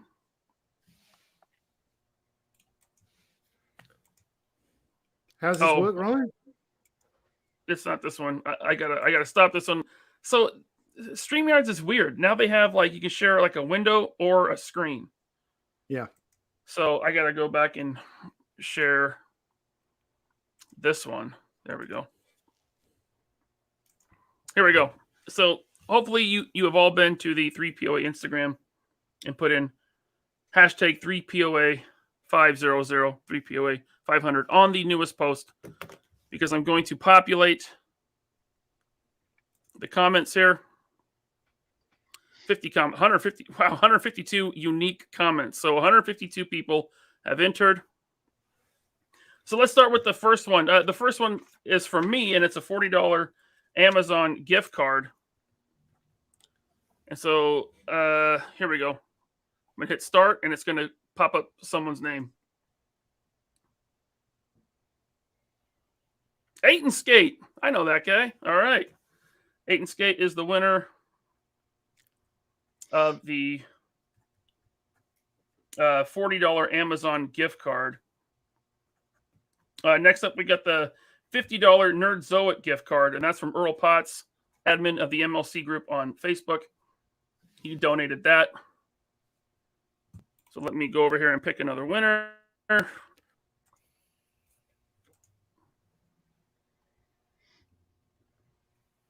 Bram Nick. All right, there you go. And you guys can message me on Instagram, or I'll reach out to you and we'll get your address or email and we'll get you set up for these prizes. All right.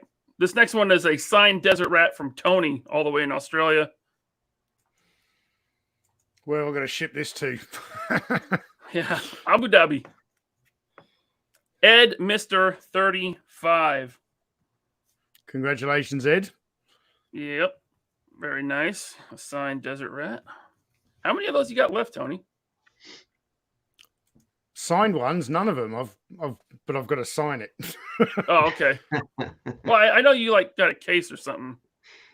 Yeah. I've got a few. Cool. All right. This one is from this one. Next winner will be for the Hudson, the NECA Hudson Gargoyle, which is from helladopetoys.com. They donated that. So let me pick a winner here. Papa Schmitty. There you go. Congrats, man. I've seen that name before. And then the last one, the Bloody Pandora from Bobby Valla. Hopefully it's someone. I hope the winner's in far Antarctica, away. Bobby. What'd you I say? hope they're in Russia. I hope the Tony, winner's what in did you Russia. I said, I hope they're in Antarctica or something. You got to ship it a long way. Actually, I want them to be in Antarctica. That's the only continent I haven't sent Action Force to. There you All go. right. The Bloody Pandora. Ratface 44. He's going to be excited. That guy's a huge Action Force fan. Awesome. Yep. Yeah. Let Ryan know if you want it signed. People have he been might. asking me for them signed. I don't know why anyone would want me to sign anything. All right. So after the show, I'll reach out to everyone and take care of that. I still got comments coming in. Guys, it's too late. Sorry, but I gave you all a chance. All right.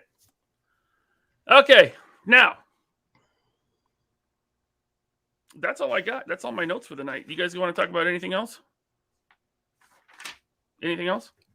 I mean, we're over 2 hours now. Mezco Batman 89. Is it coming? It's finally coming. Finally. I never thought like I'd be more excited about an email. I was like, huh. Well, Yep. all right. Yep. Are you guys all Mezco fans? I am. Me and Bobby Ryan is. are.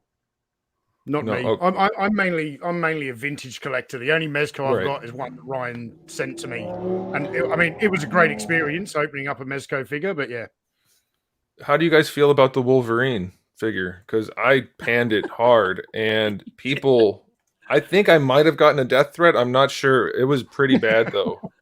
I liked it just fine. Yeah, But I saw your review and I wasn't angry with you. fair enough. Yeah. I didn't see the curious. review, but I also barely opened that figure. Why did you get it then? I don't know. Why did I get it? Well, I got it because I wanted it, but it's like I'm so busy and I've like such little time to like look at other toys that they just pile up out there. I just have piles and piles of just new toys and stuff like that that I haven't like looked at, things like that. It's because I told you to get it. You did tell me to get it. I did because I liked it that much. Yeah. A lot of people loved it. A lot of people said it was really, really good. Not you though. What'd you say about it? I said the proportioning on it was horrible. And then lots of other things. Hey, did you try to get those claw accessories to work, those slashes? Because half of them, when I reviewed it, they didn't fit on the hands properly. I don't think I ever put those on mine. Nope. Mine's vanilla over in the case. Yeah, I didn't care for it too much. But hey, if you like it, you like it. So that's. But things you pointed out about it though, like he has no traps, and I'm looking at him like, oh, he's right. There's no traps.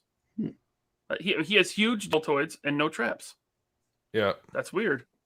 And also, you don't like soft goods at that scale. No, I don't like soft goods at any scale because it's still out of scale. It's not possible. But I mean, I didn't even count that. I don't like that they mixed the pleather with the cloth, but otherwise, I can't count my preference as it being a flaw. You know, that's whatever. Yeah, there's a lot of Mezco collectors that did not like that review. I'm in the Mezco groups, and yeah, they weren't too happy. But I'm like, who cares? I don't know if they just feel bad from liking it. Yeah, like, do they just feel bad that someone else doesn't like the thing they bought? I don't get it. I guess. Well. Matt O'Brien, thank you again for the super chat. I know you guys like G.I. Joe. Just a fun, unrealistic question. If Hasbro sold their license for G.I. Joe to any other large company, who would you each want to see making Joe figures? Tony, we'll start with you.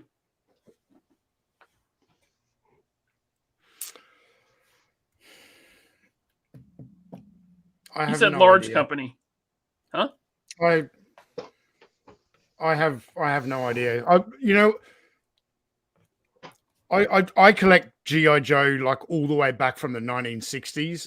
I would never want to see G.I. Joe with another company. It's the brand that built Hasbro. It changed it from making Mr. Potato Head stuff. It was the first ever action figure. It needs to stay where it was born. I just wish they had better people running it right now. People who actually knew what they were doing and understood, did a bit of research and yeah. Anthony, I know you're not a big G.I. Joe collector, but sorry, Tony, what's that? I wouldn't want to see G.I. Joe go to another company. Unless Hasbro completely close their doors, then yeah. But I think while Hasbro is open, it's largely responsible for Hasbro becoming the company it is today. Love it or hate it, it needs to stay with them. Anthony, I know you're not a big G.I. Joe collector, but yeah, I don't think there's another company that could do it. Like, what is Mattel doing right now? I know they're not firing a bunch of people, but what are they making? Are they making anything that's collector? Yeah, wrestling. A lot of wrestling. Wrestling and He-Man. Oh yeah, wrestling stuff. Wrestling, Jurassic Park. Yeah, I mean, I guess if I had to pick somebody other than Hasbro, I'd say Mattel because they could do that kind of thing. But I kind of agree with Tony that you can't separate G.I. Joe from Hasbro. You just need to fix Hasbro, and then you'd be good. Yeah. I will say, I'm going to think outside the box here. Bandai under their SH Figure Arts brand. That would be, I think they could do something pretty cool. They'd be pricey. You probably wouldn't army build as much as you do with Hasbro, but Bobby, you want I mean, Mezco's making Joes. We haven't got one yet. Super 7's making them. I mean, is Super 7 big enough for me to say Super 7? I don't know. So listen, here's why I would say no company. I would say I'd rather the brand die. I'm kind of with Tony. Because what's going to happen is if another company were to get G.I. Joe, they wouldn't try something new. They would just go for the low-hanging fruit. Look Super 7 guy. What do? They did a bunch of fucking vintage cartoon shit. You know, I get it. Like, I get it. That's what they go for. They go for the cartoon styling and that kind of thing. I want something new. Listen, Tony's not wrong, guys. I have like a 400 square foot room in my house. That's like, it's like my half my basement. That's the Joe room. Like, it is the Joe room. I have every G.I. Joe from 82 to 94, and then from 07 to now. Because, like, I love the brand that much. Out of all those eras, my favorite era of G.I. Joe was Pursuit of Cobra. Because they thought outside the box. They were like, we're not just going to rehash, we're not just going to take old 84 Duke and just do them with modern articulation. We're going to make a Duke with giant fucking cannons that come off a backpack, or they did the desert camouflage Duke. Their Cobra Commander was totally different. They had all this really cool modern thinking where they took the characters and just took them in a different direction, but it was all of our favorite characters, just something new. So like no one's ever going to do that again. Hasbro's certainly not going to do it again. They're not going to take that risk.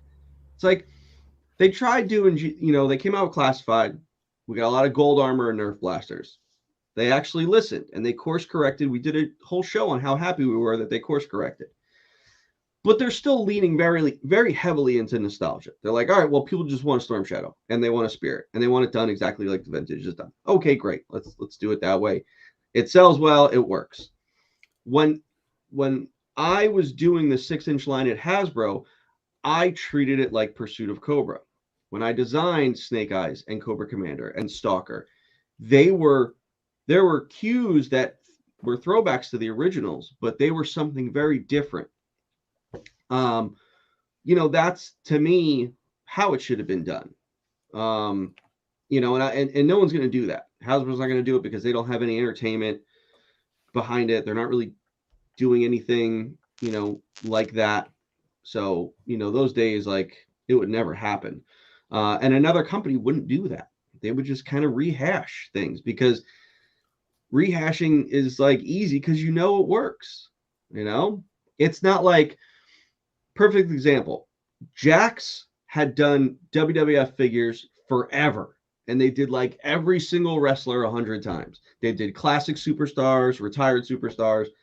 So it was in the mid 2000s, Mattel had got the license for WWF. And I'm like, why would they do that? Because Jax has done everything. And at the time, Jax had done it fantastic. But then Mattel was like, hold my beer. Because you have constant new characters coming because they have a live show. They have pay-per-views. They have 2 shows a week. So you have chances to introduce new wrestlers and wrestlers in different costumes. So they were able to keep the modern stuff coming out and then go back and say, like almost like Legends does, hey, let's go back and redo that old Toy Biz figure because it looks like shit now. So Mattel started redoing all the old Jax figures and their bodies are so much better. Their sculpts look better.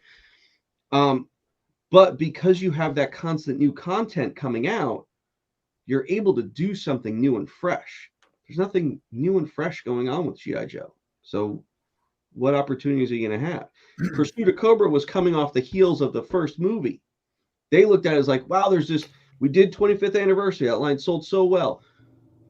Rise of Cobra came out. Kind of ruined the line a little bit. All right, let's switch gears. Let's do something new. All right, well, let's come out with all these new characters. And at the time, like, a lot of retail didn't take Pursuit of Cobra. And, it wasn't like a big selling line because retail was so hurt by the 2008 Rise of Cobra line that Pursuit of Cobra kind of fell by the wayside a little bit. But yeah, so that was my long-winded answer on that. Just no company should have it. All right. I've got two real quick points. I think one of the best incarnations of G.I. Joe, a real American hero, since the 80s was actually when Sideshow did the range of 12-inch figures where Beachhead, you could tell it was Beachhead. It looked like Beachhead, but it was modernized in a really, really cool way. So if they had people doing that, where you can still clearly identify what the figure is, but it's been this upgrade, not like what the first wave of Classified was, where it wasn't an upgrade. It was just, I don't know, they looked like they were going into space or something. Yeah. And I forgot what my other point was, so don't worry about it. Okay, let's wrap these up and we'll end the show. Jeremy J, did I miss the contest? Yes, you did. Thanks for the super chat. Crux of the Biscuit. Thanks. Hey, Anthony, what do you think is the best 6-inch Spider-Man? I'm going to have to go with the one that everybody calls the McFarlane Spider-Man, the Marvel Legends one from forever ago. Oh, wow. I think it's actually Mark Bagley, isn't it? Or no, it's not Bagley. It's not McFarlane technically. Even Todd said so himself. Whatever, that one. Oh, yeah, I know the one. Yeah, they call it McFarlane, but it's not. Right. I think the Pizza Spider-Man is closer to being the McFarlane. Let's see here. Not Top Goon. Thanks, sir. Love your Action Force, Tony. Cool to see you put the security enforcement pack on the Urban Trooper. Also missed the whole stream. Dang it. You can go back and watch it. You can just rewind it. Thanks, man. Right? Thank you, Not Top Goon. And a world made of cardboard. Thank you, sir. What are the chances of Hasbro closing? I don't think they're going to close. I don't know. No, I mean, they're not going to close, but, Bobby just talked a little bit about, the first G.I. Joe movie and how the product didn't sell. And they clearly don't learn from their mistakes because they've just announced action figures based on that new Dungeons and Dragons movie coming out, which that thing's going to bomb. Those trailers look terrible. It looks pretty bad. Like Chris Pine's character, the thief, whatever he's got, like, what do they call those tiny? Is it like a mandolin? A mandolin? Yeah. Who the fuck wants an action figure with a mandolin? Like, Jesus Christ, that is going to be. My local Kmart's has still got Eternals action figures peg warming. Like, that's what this new movie wave of Dungeons and Dragons is going to be. Mark my words. I don't know that as a fact. That's an opinion, but we'll see what happens in 12 months. All right. Thank you. All right. Someone said the Pizza Spider is the Bagley Spider-Man. Maybe I'm thinking the Raft box set. One of them has the Raft had the McFarlane head. Yeah, and the darker blue. Yeah. Okay, there we go. All right, guys. Anthony, thanks for joining us, man. Thanks for having me. It's been a blast. Awesome. Tony, anything? No. All right. For Bobby, stay tuned for Valifair. All the links to Valiverse socials are in the description below, as well as the YouTube link and Instagram link for Anthony's Customs here in the description below. Anthony, thanks for doing so much promotion of this week. Like, none of our guests have done that much before. And I'm Isn't not that what you're supposed to do? You're going to be on a show. You might as well say, hey, I'm going to be on the show. I mean, I'm going to expect that. I mean, you put it in 2 videos, and yeah, it was awesome. So thanks. Appreciate it. Happy to do it. Like I said, I like what you guys are doing here. I like that there's no bullshit. I like that people think about what they're saying and say things logically rather than just being some weird fan base that needs to kiss everyone's ass. And I like all of that kind of stuff. So happy to be a part of it. Awesome. Cool, man. All right. Well, we'd love to have you back again, man. We'd love to have you back again. Just let me know. I'm happy to clear a little bit of my schedule. Okay. Yeah. I was going to say something, and now I forget. But we are going to be back 2 weeks from today with Talker Art. He is our next guest. So look forward to seeing you all then. And until then, later.